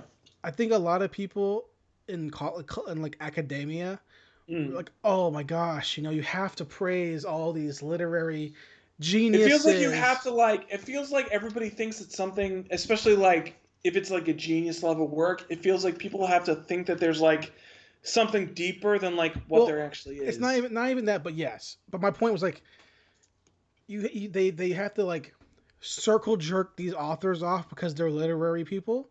Yeah. Like, I'm not gonna say Ernest Hemingway is not good because he's amazing. I love his work. I love his stories. Right? Yeah. He's great. He tells great stories. London's great. All these people are great. But there are certain authors that people who write stories that, let's be real, they fucking blow. Yeah. Right? And no matter what you think about, no matter what academia or college or professors or fucking loser people who like books a lot, who read, I personally think they read the book because they want to seem snobby. That's just my opinion as a lowly Well, that was shit was oh fuck, what was the book? It was like something Hue or something like that. It was like the Invisible Man, which was like Yes. a critique on like it was like the critique on the African American Yes, and like experience what was and it like like? yeah. It was the African American experience in like what was it like the 30s or the 40s or something like that? And it was Yeah. just like It's like I Jim was Crow, reading it right? and I was like, this book fucking blows, Yeah. dude. Like I don't care about the culture critique of it. It's fucking boring to read, and I Well, fucking hate reading it. it's my point is this, and I wrote this in my essay, which is like all these books that we all talk about that are so famous for the sake of being well written and deep Yeah. and layered and metaphorical and symbolic. None of these books will ever come close to the gravity of social impact as a Stephen King novel. Yeah. Just straight up. The ripples Yeah. of fucking any of these literary motherfuckers cannot No. even compare to what a If it Stephen King wasn't for novel. literature classes, these books would have disappeared. Straight up, like the books that sell, the thrillers, the Mm-hmm. fantasies, the romance, that keeps reading alive. Yeah. Not fucking Metamorphosis by Franz Kafka. Yeah. It doesn't. The only reason we have to is because of fucking 10th grade English lit. Yeah. That's why. We have. Yeah. I mean, yeah. It's definitely like basically every single story that you cover in like any single literature class or like English class would be a dead story and would be forgotten if it wasn't for Because I can find, English and literature like, classes. Like, straight who up, the fuck would read To Kill a Mockingbird if they didn't have to read it in English school I could just or read, English I class? would just read a John Grisham story. Like, I could Yeah, find another more entertaining author who goes, yeah, "What's up? A story about racism and bad yeah, legal arresting. Okay, guess what? I want to do that same story and make it a page turner. I yeah, got that. We can do that. yeah, Was that a novel about Russian collusion and Cold War? Got it. Tom Clancy. Boom, boom, yeah. boom, boom, boom. Also, we're killing people all the time. My God, this is a better book. My guy. So, Ready Player Two Mm. is so far. I'm not that far. I'm Um, only about probably not even halfway in there yet. okay, farther than me. I haven't even opened I up the link you sent me. am not. I am not going to finish this book. Damn, is that bad? His book is bad. Damn. He Did Spielberg get to him? no, he is. The premise is sort of online, Oh, well, that and automatically makes you not want to read it he because. references Sword Art Online, Come on, dude. You and can't reference anime then do it. and then do it. You can't be like, oh, I know about Sword Art Online, and then steal the plot So of Sword Art Online. the basic premise. I'm gonna give the basic premise real quick. All right. So days after Parzival wins the first contest, Oh, fuck, it's still Parzival? yeah, it's his What? whole I thought it was crew. gonna be like a new dude. No, bro, it's Wade. Well, that's less interesting So to me. he is there at the fucking corporation headquarters, and I was going to say, so is this about like him remaking the world in whatever image? yes. Let me finish. Okay. I'll tell I'm you. sorry. I'll give you. I'm the, sorry. I I'll apologize. give you. I drank I'll, too much. I'll I'm give you sorry. the platform. So Hold on. Don't start yet. I'm gonna get more to drink because I need to Okay. be more drunk for this. I need some shit too, man. Damn. That was the sound of 3 beer cans being dropped. Give All me a right, second. hold I on. You get back so I can go get some to I'm drink too. almost there. I feel like I'm super lethargic, like Naito was when he was initially wrestling the slow style. Or no, that was Sonata. You come Hold on, give me a get your headphones on so I can go get some to drink. Hold on. I can't hear what you're saying. You put those in so I can go get more to drink too. Yeah. Okay, hold on. Yeah, because we gotta be like super buzzed for this shit. Because like, if this is gonna be Sword Art Online, then guys, look. I talked about Sword Art Online Alicization Season 2 before, and I was like, oh, this is like god tier anime content. Like, I'm loving this. Like, the anime is super dope. I love the characters, except for Kirito. And then Kirito showed up, and it was like, oh, it's fine, except for Kirito. I don't know if I've ever talked about the first season of Sword Art Online on this show before. It's garbage. It's bad. It's like the worst. Sword Art Online Season 1 is like the worst parts about fanfiction. Because it's basically like an overpowered character that like can do no wrong. It's basically Rey from Star Wars, like the new series. It's basically Rey, but a dude in an online world. But it's the same. It's the same thing where it's like a character that like is overpowered and can like do everything, and there's like no reason. There's no legit reason as to why he can do everything. Like there's a written reason as to why he's so good, but honestly, it's story wise, it doesn't make any sense. Where like why like Kirito can like kill everybody. Like it doesn't make any legitimate sense. There's a story reason that like they kind of like try to pass off to you of like, oh, he was a beta tester, and I was like, okay, he's not the only beta tester. I don't understand why he's like the greatest thing that's ever touched a keyboard in this fucking online VR game. But anyways, Yeah, I never as you understood were saying, why. Ready Player 2 is basically Sword Art I Online. never understood why in that first part of that season, everyone's so mad at him for being a beater.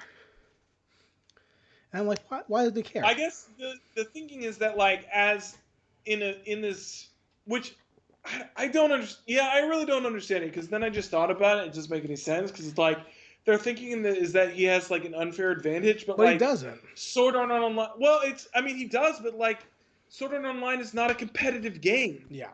So from that aspect of like he has an unfair advantage, what the fuck does it matter? Like Right. it's not like a competition. Yeah. Well, Like, so that doesn't make any sense.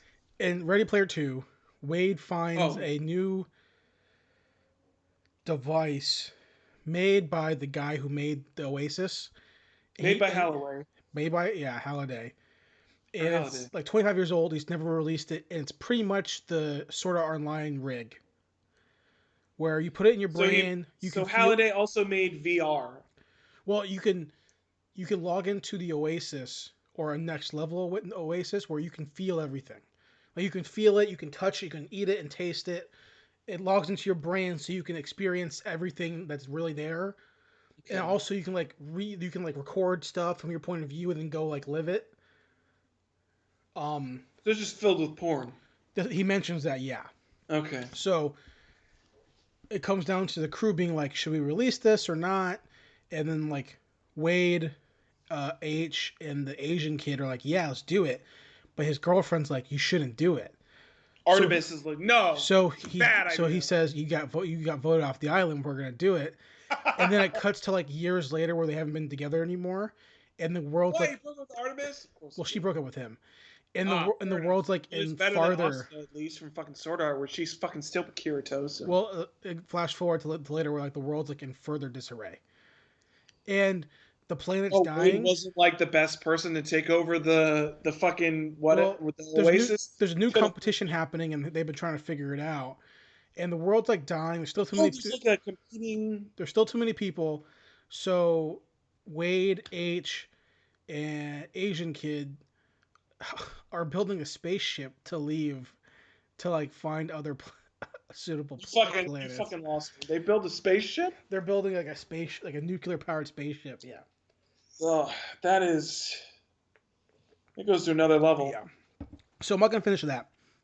Last two things. That brings me to think of. Hold on. Do you know? Speaking of how bad Sword Art Online is, that they're making a new movie for Sword Art Online that basically remakes the first season, but apparently it's much slower, so we won't have that second half bullshit. It's also all from Asuna's perspective, apparently. So it's not from Kirito. It's all about like Asuna going through basically the first season, but from the girl's perspective. Oh, okay, so she's gonna get raped and stuff. No, it's before that. Okay, so it's gotcha. all the stuff before that. All the stuff where she's not with her getting raped, but she does almost die in that story. So all the stuff where she's actually doing something. Okay. Yeah, basically before a character gets ruined. So the last two things I'm checking out real quick. Warrior. Speaking of Warrior, it's a Cinemax action show. Oh wait, is there a different? I was thinking of the Tom Hardy. Oh yeah, no, this ain't that. Oh my god, this what was is the other guy? Christian Bale. No, not Christian Bale. That's the Tom Hardy and no, the movie Warrior. I'm talking about the fighter, which is the one that has Christian Bale in it. I know the fighter is Christian Bale and Mark Wahlberg. Warrior's Tom Hardy and the guy from Great Gatsby. What was his name? Leonardo DiCaprio. No. The other guy from Great Gatsby. The one who played the villain in Great Gatsby. Hold on, give me a second. I got you. Hold on. I got Topher it. Grace. I wish it was Topher Grace. That would be a much more entertaining movie. Oh my god. Why the fuck is this not? Kyle Oh my god. Chandler. No. IMDb. Where's IMDb? Oh my fucking god. Tom Hardy, show I me can IMDb. find this in like 2 seconds, dude. Dude, I probably could find it way faster. I'm taking like the longer route. I'm really trying to, give the audience on suspense. Joel Edgerton. God damn it. All right, yes, Joel Edgerton. No, this is Warrior. This is a show about Chinese gangsters. Oh wait, is this the Jet Li show?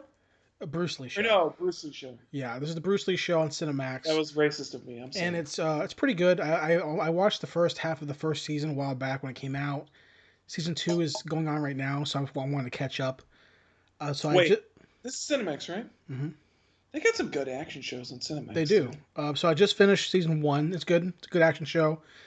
Speaking of Warrior, today is Bruce Lee's birthday. Would have been 80 years old.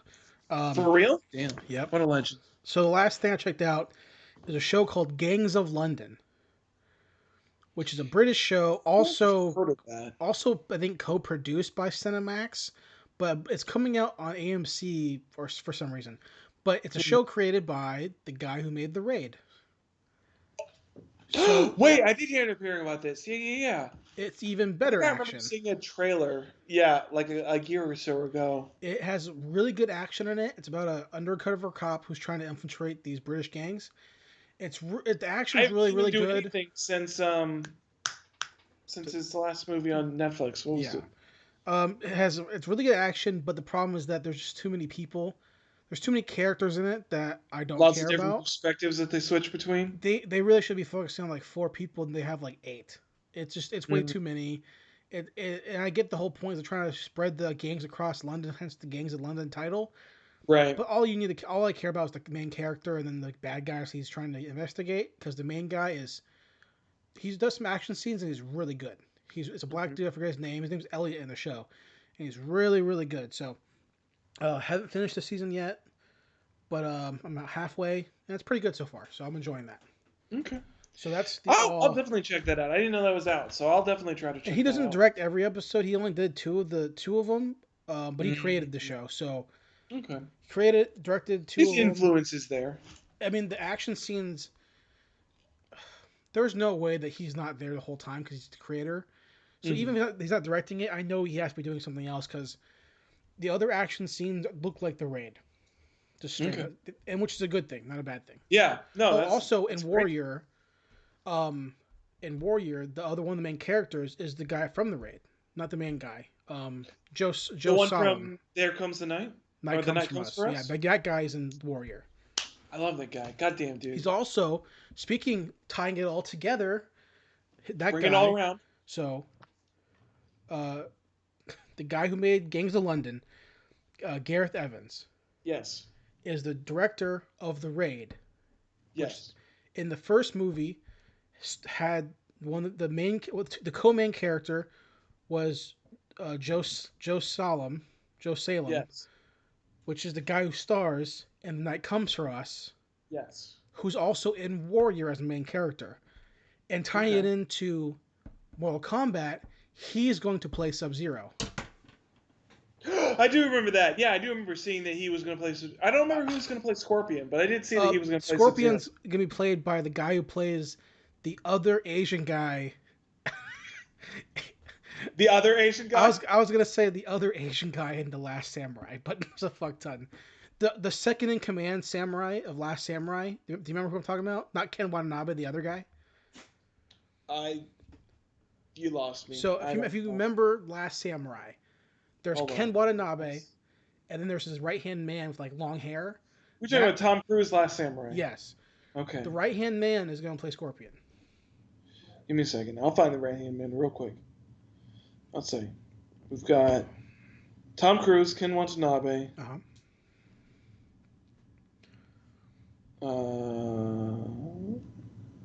Is it this one? Let's see. John Koyama?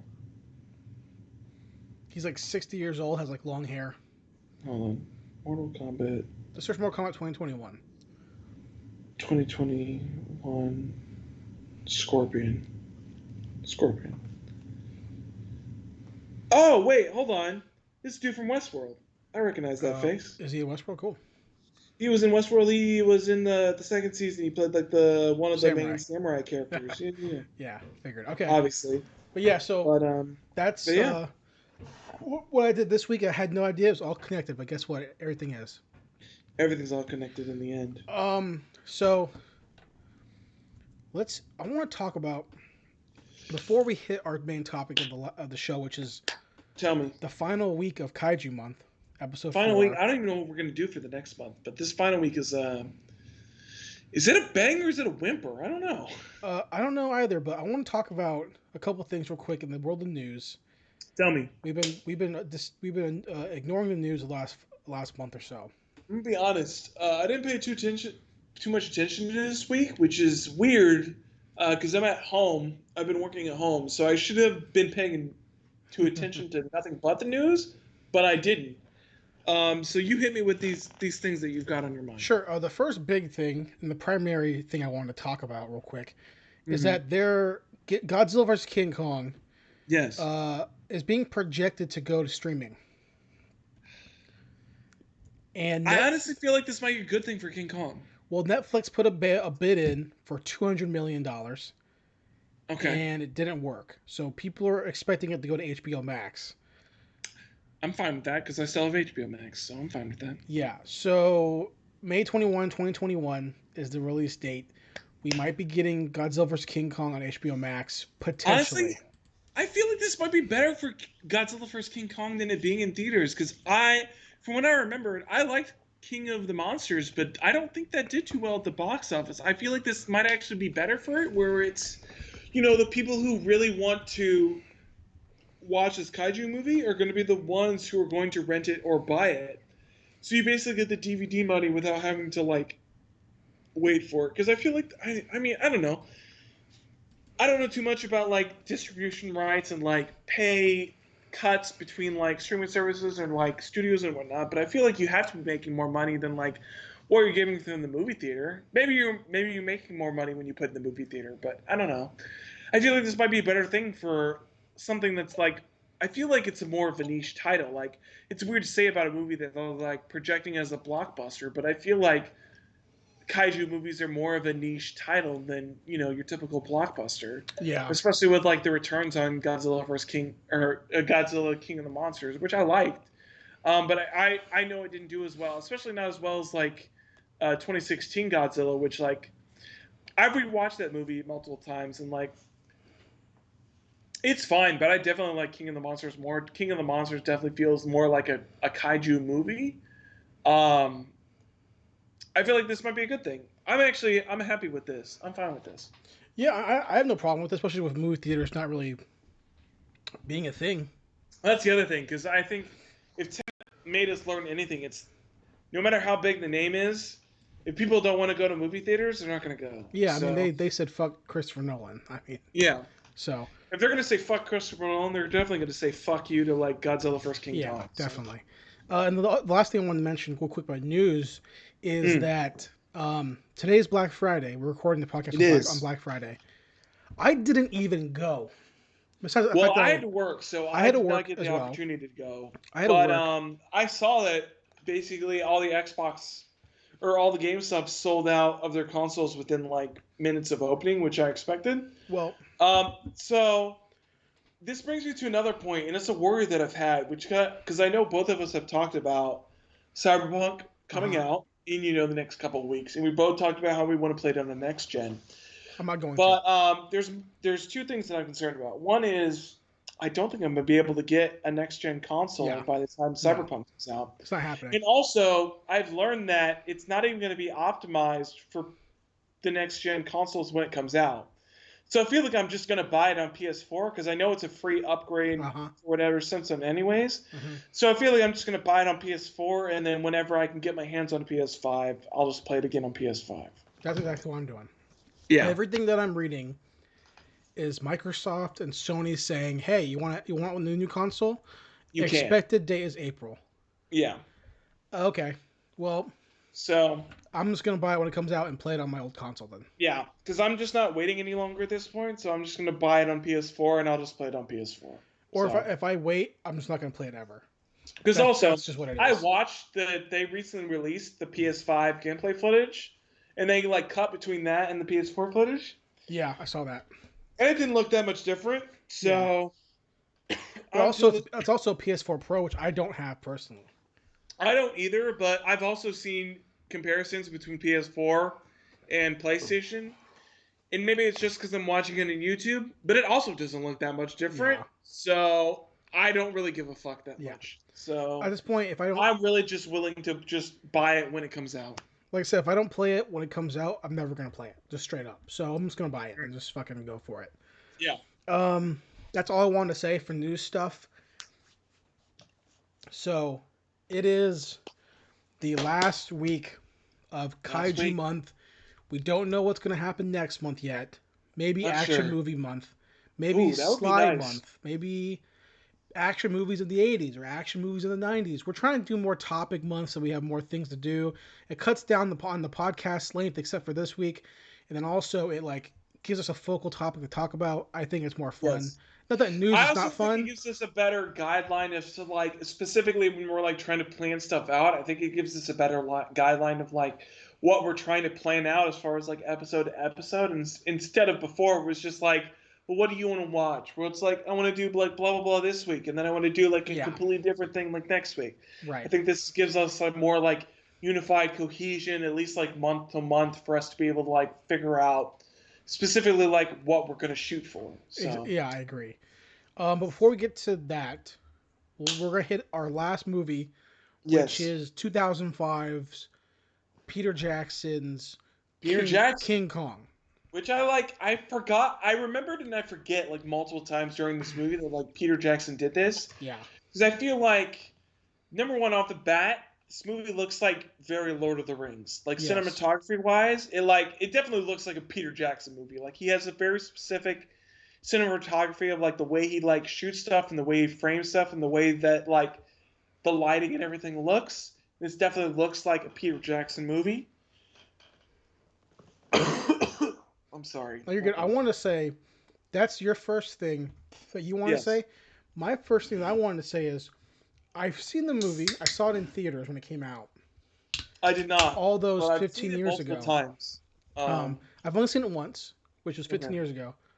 No, I saw it twice. I saw it on DVD when it came out. So that was I saw that it was- twice on DVD, and then this was probably like my third time watching it. yeah. I've only seen it twice. This is my third time seeing it. First in theaters, second Yes. time DVD, probably like 12 years ago. So still a long time. But my initial reaction when I started watching it was, 3 hours? Yeah.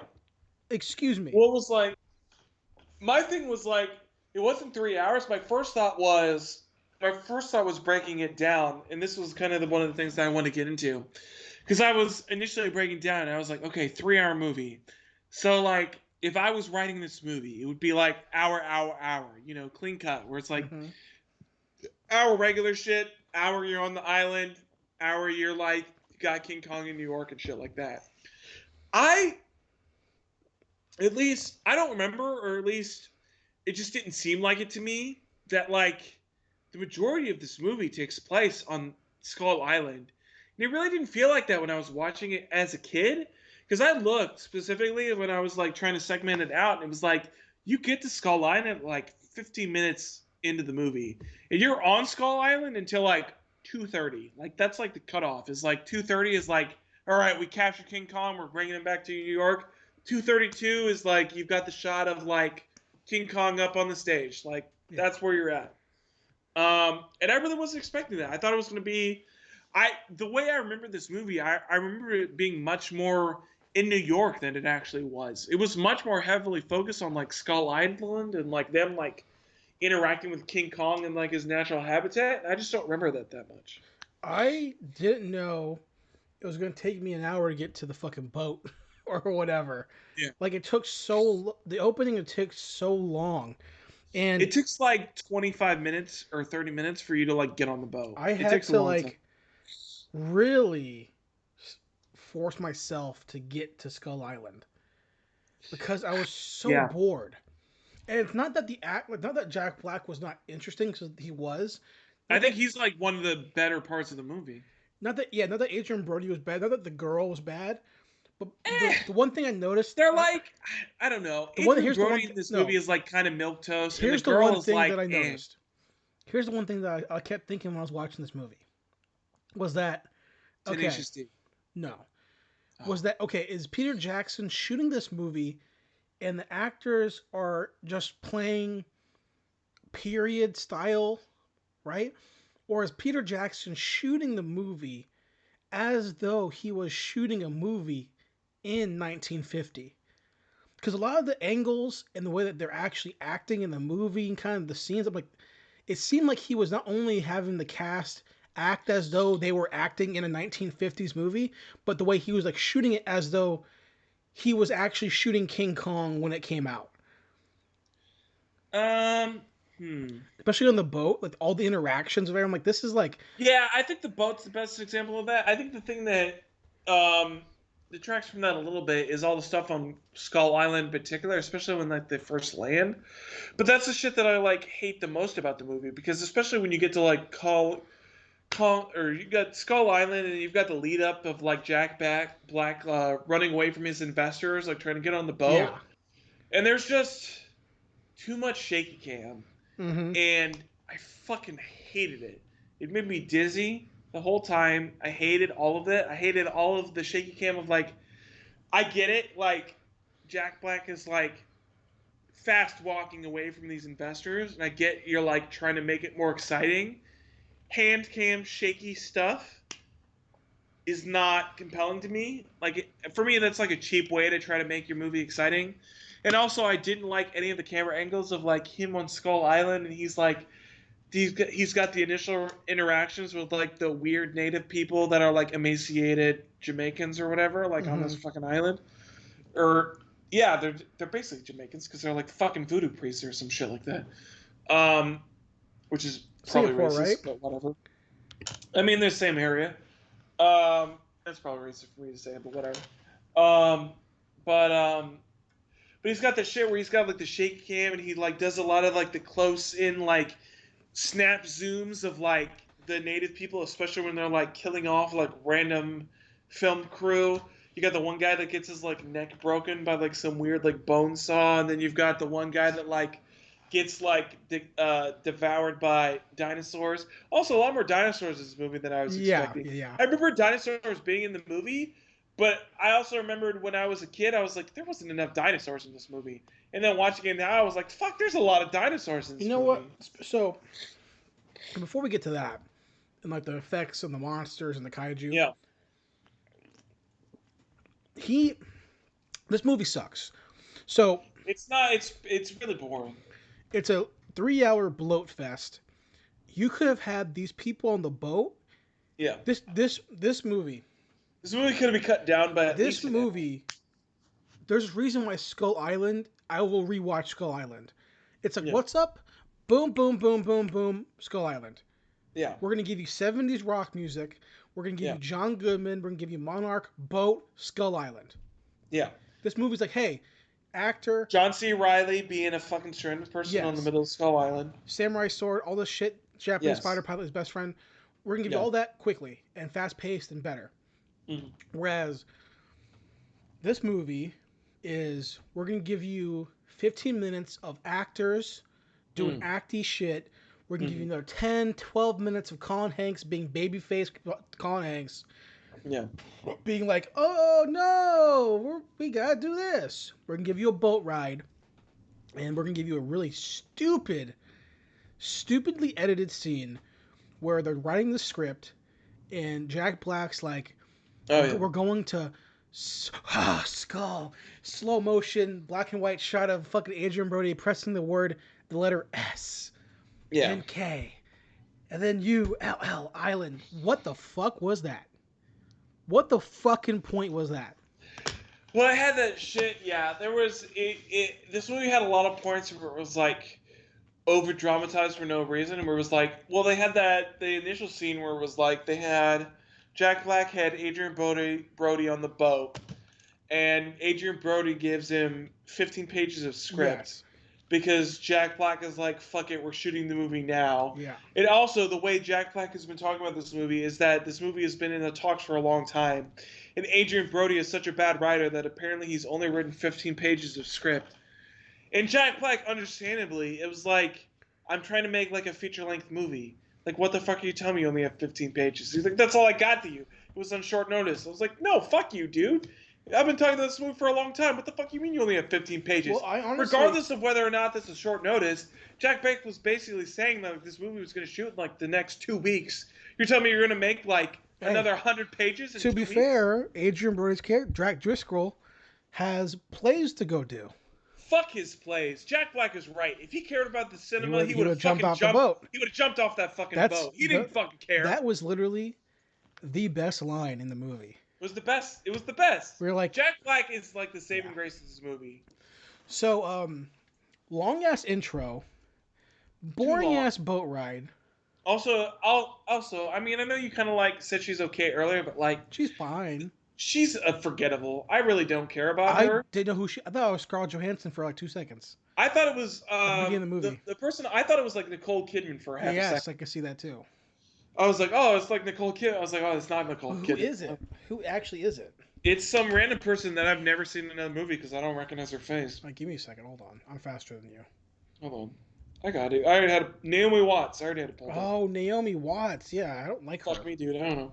But you know what this movie had in it that connects it to the Godzilla King of the Monsters universe? How? Has Kyle Chandler, Yes, who also was in King of the He's Monsters. also very good in this movie. Him and Jack Black were like two of the best parts of the whole movie. I'll say this about Kyle Chandler. First of all, he's awesome in everything he does. He's amazing. Two, it's almost as though Peter Jackson didn't know what kind of movie he was trying to make in the first part of the movie, where it's like, okay, you're making this 50s-esque monster You're making a movie movie about making a movie. but it's very much like Ed Wood. yeah, But then you're like, okay, there's death and monsters and all that stuff, but then also you have the scene where Kyle Chandler goes back to his room and the guy the kid adds mustaches painted to over his it, movie posters, and yeah. he's like, all he mad does and the he sees the mustache mustache, shit, where he's like, oh like- shit, I look good in a mustache. I'm thinking Hell yeah. that's a really funny scene, Yeah.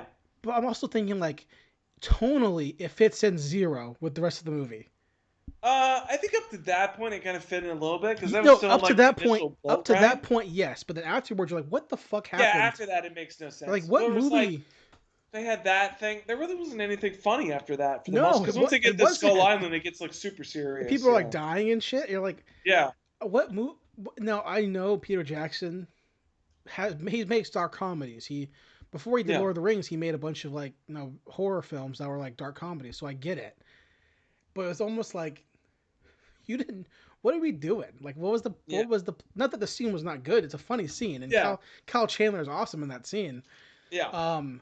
But it just was kind of like, okay, we don't know what the fuck's going on. We have 3 hours, and we're just gonna throw everything against the wall and see what sticks. That's what I feel. I feel like it was I feel like this was one of those another one of those examples. Another one of those examples of directors having too much creative freedom and money, and it ruining the movie. Because to me, it was they were very much. they just threw a budget at Peter Jackson. Was just make King Kong, do whatever you want with it. I think it was that, he but was just I think "All the right, bigger well, I'm gonna issue. throw everything I fucking want in this movie. I think the bigger issue was not only that, but it was a studio going, "Hey, we're not going to stop you from making a long movie because you made Lord of the Rings." Yes, And it's you don't have to make everything 3 hours. King Kong should not be 3 hours. No, King Kong is a 2 hour. Because I can tell movie you max. the premise of King Kong in 5 minutes. Yeah. I can't tell you the premise of Lord of the Rings in 5 minutes. There's too much shit going on. No. Because I start talking about the fucking towers. What are those? Okay, hold on. 5 minutes for those. Okay, what's the Shire? 5 minutes for that. Yep. All this. What's the ring? Okay, well that's 10 minutes right there for that alone. Yeah, King Kong is a 5-minute elevator pitch. It's 5 minutes. Yeah. So you don't need 3 hours for this. You need, again, I'll say You need it. 3 hours if you just want to keep throwing spectacle after spectacle, and you want to Yes. keep throwing CGI at the wall. Yeah. Or you want to do, the first half of the movie is nothing. Yeah. Well, it's Nothing. not nothing. It's just all build up, but then it all builds up. But It's all build up that gets thrown away. It's not even build up because you know those characters within the one scene of seeing them. You don't need to have the whole boat ride to understand the characters. You get Jack's character within the first scene of him at the fucking office. You get the girl's character right after she gets the fucking letter from the business card from the fucking movie producer.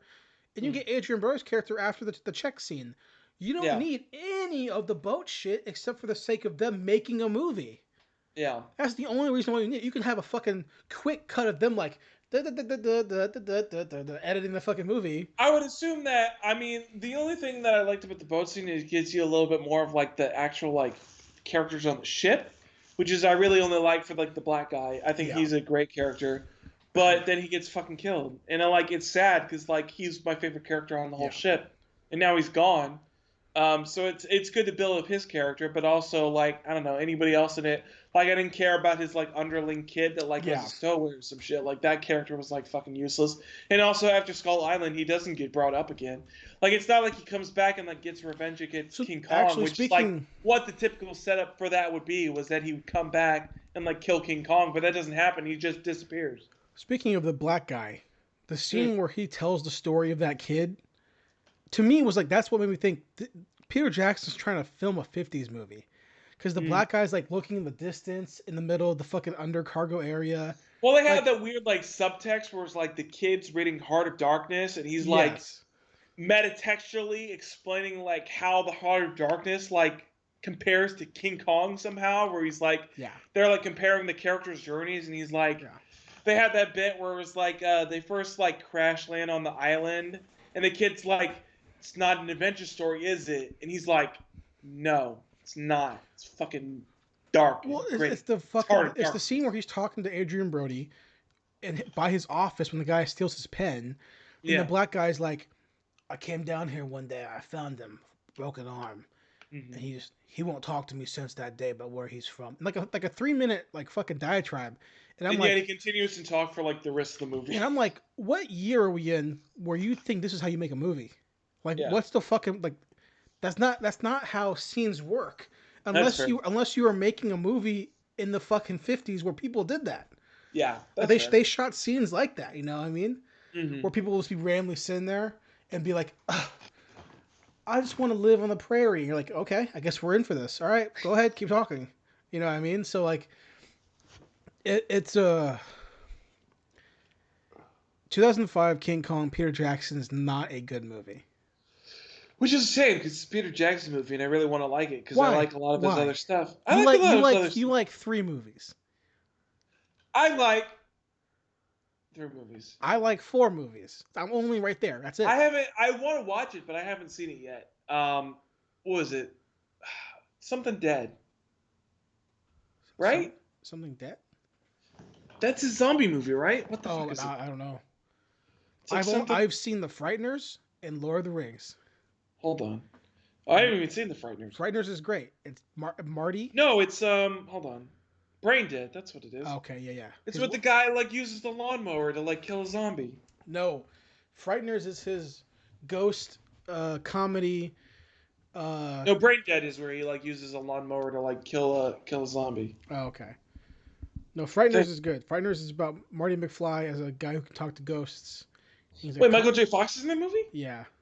Oh. It's like a 90s urban fantasy comedy ghost movie. Fuck, dude. Am I about to watch The Frighteners tonight? It's pretty good. I think I'm about to. Nice cult classic movie. It's pretty good. All right. So I've seen 4 movies. That's not true. I like 4 movies. I liked his World War II. That's not a movie, Zach. Documentary. That's not a fucking movie. It's a documentary. He directed it. He took people from fucking BBC audio recordings and fucking put them on a videotape. He stitched those together to create a fantastic narrative about World War I. How tough it was to be a British soldier. I don't even agree with you there because I watched half and got so bored because there was no narrative. I watched the whole thing. It was great. It wasn't. Okay, It's not. It was a loose narrative. It's a documentary narrative. No, documentaries have a B, and a C, and a D, and an E. First of all, it had an A and a B. This documentary had A. That's not true. Yes, it did. An A and an AB, and then B. No, it had. It literally. The documentary was literally this. I'm a soldier from England, blah, blah, blah. And then 2 minutes later, it's like he finished talking, and another guy being like, It had the A. It had I'm a soldier that signed up, and it was like I was a soldier in the first years of the war, and then it was Yeah. like I'm a disillusioned soldier that doesn't want to be here anymore. but then it was like, yeah, but there's no correlation between the two, except they were both British. There were similar characters. Or both dudes in a World War One. Okay. What? Easy. Peter He Jackson. colored that shit. He made it in color. Peter Jackson needs to go to England, find a story of a person, and do that fucking story. It makes me sad that the last movie that he did was Mortal Engines, which is a complete He dog didn't shit. make that movie, though. He didn't direct that movie. That's true. He produced that He just movie. I'm produced sorry. it. I apologize. So, So what was the last time? This was like the last movie that he made then. Like actually made. I Hobbit. feel. Oh, The Hobbit. Yeah, but those are dog shit. Those are worse. Exactly my point. Those Three, were worse. Four I'd movies. rather watch King Kong than The Hobbit. No, you won't. No, Yes, you I don't. will. I would rather I watch The like Hobbit. parts I would that rather NBA. watch the GoPro scene 10 times in a Fuck row. that GoPro scene. That GoPro scene is awful. I would rather bad. watch the battle of the 5 or 6, 7 armies. Also, talking about like being a 1950s movie that was like the pinnacle of like lethargic, lazy, slow. That ending scene with like the King Kong with him fighting the airplanes. Yeah. That scene should have been like 5 minutes. I swear it took like 20 minutes long for these airplanes to finally fucking kill this goddamn ape. Yeah. Too fucking long. First off, They took like real quick, 10 hold on. passes. So you spoiled it for me because I didn't finish the movie. You didn't finish King Kong. We I talked got- about King Kong. How do you not? I got to him climbing the thing and went, I'm done. Well, spoiler alert, it takes the planes Yeah. like 10 times. So It takes them like 10 passes to finally fucking kill him. So are we to expect that in Godzilla If versus they King bring Kong? up planes to kill King Kong, I'm gonna be upset. So should we expect in Because Godzilla versus Godzilla King should kill Kong? King Kong by shooting a nuclear breath down his spine like he did in the first 2016 King Kong. No, Godzilla Godzilla. versus King Kong is going to end because Godzilla is going to pick up King Kong with his tiny arms and he's going to throw him at a First of all, tall he's got bigger tower. arms in He's going to 2016 throw King him Kong. at a tall tower, He's got bigger arms. and then King Kong's going to catch the tower to stop from falling. He's going to twist around like spin and catch himself, and then He's gonna do the wrestler shit where he like holds a turnbuckle and like Yes, right. fucking and he's frog gonna splasher. land, and then he's gonna go wide eyed, like, huh? And then you're gonna see like propeller planes flying at him, and they're gonna kill him. And then Godzilla, Oh, how high would you be if King Kong did a fucking frog splash? from that- dude, it's, from the it's Empire Rampage. State? Oh my god, I just want King Kong to be a wrestler where he like fucking 619s from like in Yeah. between two buildings and like Yeah. hits Godzilla in the face. Oh my god, I would die if that was the Well, movie where King you Kong can- fucking does like a what was it? A shooting star press from like the fucking the Chicago Tower and just like does a shooting star press to like get King I can Kong. I can for realistically Godzilla. believe him doing like a lariat or a clothesline. I want him to do a clothesline from hell where he like. Yeah, like wanna- a lariat. Yeah. What is a good place that would like sim? Or if he goes like a power plant, we've got like different, like electrical lines with like the wires. So he like throws them against the wires and hits them back and gets him from like the clothesline from hell. No, what he should be doing is so Okada in New Japan, his finisher is a lariat, but it's called the Rainmaker, and it's a ripcord lariat. So Okay. he holds your arm from behind you, right? Like he's behind you, and then he spins you out while still holding your arm, and then lariats you, and then you That's fall to pretty the dope. ground, and he picks you back up because he's still holding you, and he does it again, and then on the third time he lets go and just fucking barrels you over. All right. King Kong is going to do that to Godzilla, but before he can do the third time, Mothra's going to save Godzilla. As it should be. Yeah. Or in this movie, Godzilla's going to turn into the fucking freaky ass Godzilla from the last movie, from Shin Godzilla. And he's gonna slither I thought away. you were talking about the King of the Monsters where he No, like no, no, absorbs nuclear power and like makes Well, he's a gonna nuclear explosion. he's gonna do that for sure. I hope not. I hope they don't reuse that gimmick. Before we end the podcast and end the episode with Kaiju Month episode 4, because this Yes. movie blows, so I'm not gonna talk about it anymore. No, I don't want to talk about it anymore. Um, That was basically everything I want to talk about. So. real quick, as we've been doing for the last 6 months, which is our Godzilla vs King Kong over under, constantly adding new stuff to the budget. Are they gonna give Kong like a power? I thought we talked about they were going to give him a bone axe because that's what they gave No, him we in the know toy, that. right? That's not a power though. I'm talking like, are they gonna give him like a super, like a ability? Oh no, King Kong doesn't have powers. Because how is he gonna fight fire His breath? tools are going to be his power. So he's going to have tools. He's going to have an axe.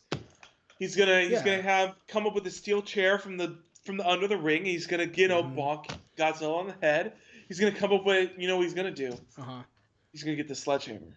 So you're telling me that He's going to become the king of kings. So you're telling me he's going to set up a big table between two Yes. buildings, and he's gonna go. What I'm going to tell you He's is gonna that go, he's gonna set up a Devon, giant get the ladder. tables, and then they're gonna get the tables, and they're gonna 3D Godzilla through the tables.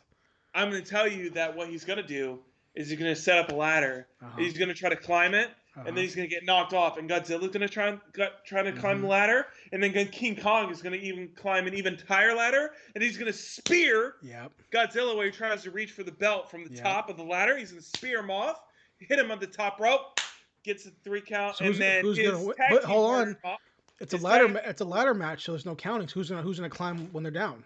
That's true. You know what's going to happen is that Rodan's going to come through. He's going to grab the belt from the top. He's going to get it, and then Rodan and King Kong are going to become the new Intercontinental Tag Team champions. You're missing. You're seriously missing it, Zach. I can't remember the entire Edge. I think it's sad match, but because that's definitely going to be what happens. not that part. I'm saying you're missing because you know it's not gonna be Rodan. It's gonna be Who's gonna fucking the 3-headed monster gonna swoop in and win. No, King Ghidorah is not a tag team partner. If anything, Well, there's 3 tag teams in those matches. If anything, it would be Raiden. I'm saying there's three tag teams in those matches, man. It's a triple threat. That's true because the Dudley Boys was in that match. Yes, I forgot. so- I always forget that the Dudley Boys were in that. And he's Well, won- King Ghidorah, obviously King Ghidorah is probably going to be paired with Rodan because Godzilla is obviously going to be paired with Mothra. Right. So I feel like for King Kong, the only thing to go with that is you're probably going to go with Raiden, who's going to just be introduced in this movie. That's going to be a third tag team. T-Rex. So Raiden is going to go for his buzzsaw ball like Kano has. So he's going to buzzsaw Godzilla off the top of the ladder. Mothra's going to try to go for the belt, and that's when King Kong gets the flying lariat to Mothra, and that's when King Ghidorah comes to the top. From the King Ghidorah was outside of the ring, pretending, feigning an injury. Yeah. All of a sudden, he sees that the ring's empty, so King Ghidorah is going to go for the top of the ladder and going to go for the championship, and that's when King Ghidorah and Rodan become the Intercontinental Tag Team Champions. But you know for a fact, though, in all seriousness, King Kong's going to be getting beat down. Yeah. And then he's going to get a superpower. No, he's not. Like, do you remember that Pokemon? And like, I'm going to tell you, his superpower would be for him to use wrestling moves. That's all he's got. A couple generations ago, King Kong doesn't have superpowers. There was that fire Pokemon ape. Yeah, Infrared, but he's not going to suddenly become Infrared. No, he's going to be sitting there like getting beat down by. This is not a joke. I'm being dead serious. I'm dead serious. Completely serious. If he didn't get superpowers in his standalone movie, he's not. He doesn't need to because he was fighting human beings. But he was basically he was fighting like mini Godzillas that were those like things. No, he is the king of Skull Island. He's like, listen, you fucking pussies. I don't need to help. I don't need to give you the fucking business. Also, speaking of like being the king of Skull Island, I forgot how fucking short King Kong in this movie. 25 feet to put him on stage. Godzilla steps on this King Kong and he's fucking dead. So my point is this: they're fighting. Yes. Godzilla is physically punching him out, punching him down or going for like bites or whatever. Obviously, he goes for the underhanded blow and then he goes for the headbutt. Obviously. So King Kong's gonna be sitting there getting beat down, blocking the head, because he's smart. He's blocking the head, and I'm not joking. This sounds like a joke, but I'm being dead serious. Okay. The camera's gonna cut to a shot from inside the clutch, close up of King Kong's eyes, and then you're gonna start seeing like red flickers in his eyes. I guarantee. And then you're gonna see his like red, and then Fire Fist, fucking King of Fighters, fucking this Terry Bogard, fucking Buster. Honestly, I'd be more impressed if they just went like full Blaziken and just had like fucking fire kick or some shit like that. Like I know because there's no way, even with axes and shields, nuclear power beam. Yeah, you can't. How are you gonna level it out? Because you can't just kill King Kong like 10 minutes of the movie, dead. Like, okay, Well, he's definitely not going to get killed, first of all, because right. they're definitely going to team up against King Ghidorah to win Yes. tag team titles. But you can't beat Ghidorah with a fucking axe, like what Master Universe sword. Like, Yeah, that's true. the only way they can make it to where a weapon's gonna like suffice is if they're like, hey, by the way, this is an ancient Skull Island weapon that he can recall from the island from wherever he's at, like fucking Mjolnir. That's the only he way. became Thor, but as King Kong, that would be pretty dope. So He goes back to Skull Island for the final battle, and he's standing there like in his little cavern home, and a bunch of the other monsters are like putting armor on him, like fucking like he's a fucking mech, and he has a fucking he's a T-Rex helmet and all this shit like I've said before, or he's wearing a bigger Kong skeleton as armor. that would be a little too much. You think I think that's I'm too fine much? with the T-Rex helmet. I think I'm fine with the T-Rex helmet in the armor from like other I don't think so, dude. I think Monsters Island. I feel like a bigger King Kong. I feel like that's how they explain King Kong being different sizes.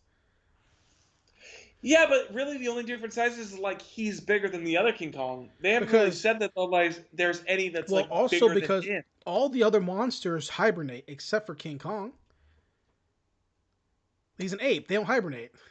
Yeah, that's true. He eats and goes to poop and whatever. So like he dies. Now how there are multiple ones, I don't know. Mm-hmm. Maybe Mothra comes down and then him and Mothra are like. Well, I mean, this King Kong already introduced that there was multiple King Kongs in the universe because Right. they have that shot where they have the other Kong skull. The gravy. It's in the Yeah. cave. So my point exactly. So that's It's fair. It's a so fair point. this Kong is going to be like, Honestly, I'd be more impressed if there was just another Kong that he has as a tag team partner, and that's what happens. he has to kill that Kong to consume his energy, like it's fucking Digimon. Oh, he's just a vampire. He just So hold takes on. the Kong's So energy. beginning of the movie, Kong fights Godzilla like in Japan for some reason. I don't know how he gets there. Whatever. Obviously. He gets his ass fucking beat down. Obviously. Fucking beat. And he Typical goes, anime shit where he gets his goes- ass beat down and he's gotta do the typical anime thing where he gets beat down. He like gets flown into a building, and then he's like, he wipes his mouth and he's like, just getting started. I wasn't even gonna say that. I was gonna go a completely different direction. I was gonna say he goes back to Skull Island and they have a montage of him working out, like Rocky. He's like punching a dead T-Rex. See, the montage would be like before that, like he has the montage, and then he gets into the fight, and he still gets beat back. Remember, because Rocky. But then he has the mouse. He gotta have the mouse swiper. He's like, that's fine. that was just a warm up. Remember, Rocky. He gets beat first, and then you have the montage. That's true. Scene. And then you have Rocky, but nobody remembers Rocky 2. So you have Everyone just remembers Rocky 1 where he loses. you have Godzilla doing like isolation curls, like fucking bones, and just. First of all, Close-up I've been shot. doing some isolation curls to like try to get the biceps up. You know what I mean? And it's just like Sure. it's hard to figure out what weight I need to have for these isolation curls. You know what I'm saying? I did 20 to 30 today. 3 sets. 5 increments of 5 each. But it's hard. Finding weight for me to like figure out like where I need to be like weight wise for like my next workout is like the part that I find the most difficult about like trying to like gain weight and like just be at the gym. So Well, you just gotta just do it, I guess. yeah, I'm sorry to like change up. No, you're fine. I mean, I'm totally like halfway blasted right now, so that's why I'm just like totally. Well, it's all good. My We're- ADHD is like taking over. we're Like way going more than to- it normally would. wrap the pod up. Mm. Is there anything else you want to say, Zach, about anything particular about King Kong 2005 before we close the podcast? No, I think we said everything. I mean, this movie was like super boring. I was like it said something that I was like at 50 minutes, and I was like just constantly checking the time to be like, oh shit, how much? I had to take breaks. We were like at New York. I was like at New York, and I was like, fuck, how much is left? 30 minutes? God damn it. All right. I had to take breaks, like day-long breaks. Yeah. To finish this movie, so it's not a good movie. I don't recommend you watch it. Yeah. Guys, that is the final week of 2020 Kaiju month. Hope you enjoyed it. We're gonna come back. We're gonna do these more often. These topic-centered episode months. Honestly, I really like the idea of like 80s action. Yeah, whether that's 80s action, 90s action, Yeah. Director stuff, so going through a director's filmography, actor stuff like that. Oh, shit. Centralized I topics. gotta go through our shit again because I know you had a bunch of really good topic ideas in topic there. ideas. Guys, thanks for watching. Thanks for listening. We'll see you guys next week with more License to View. License to View, guys. See you guys later.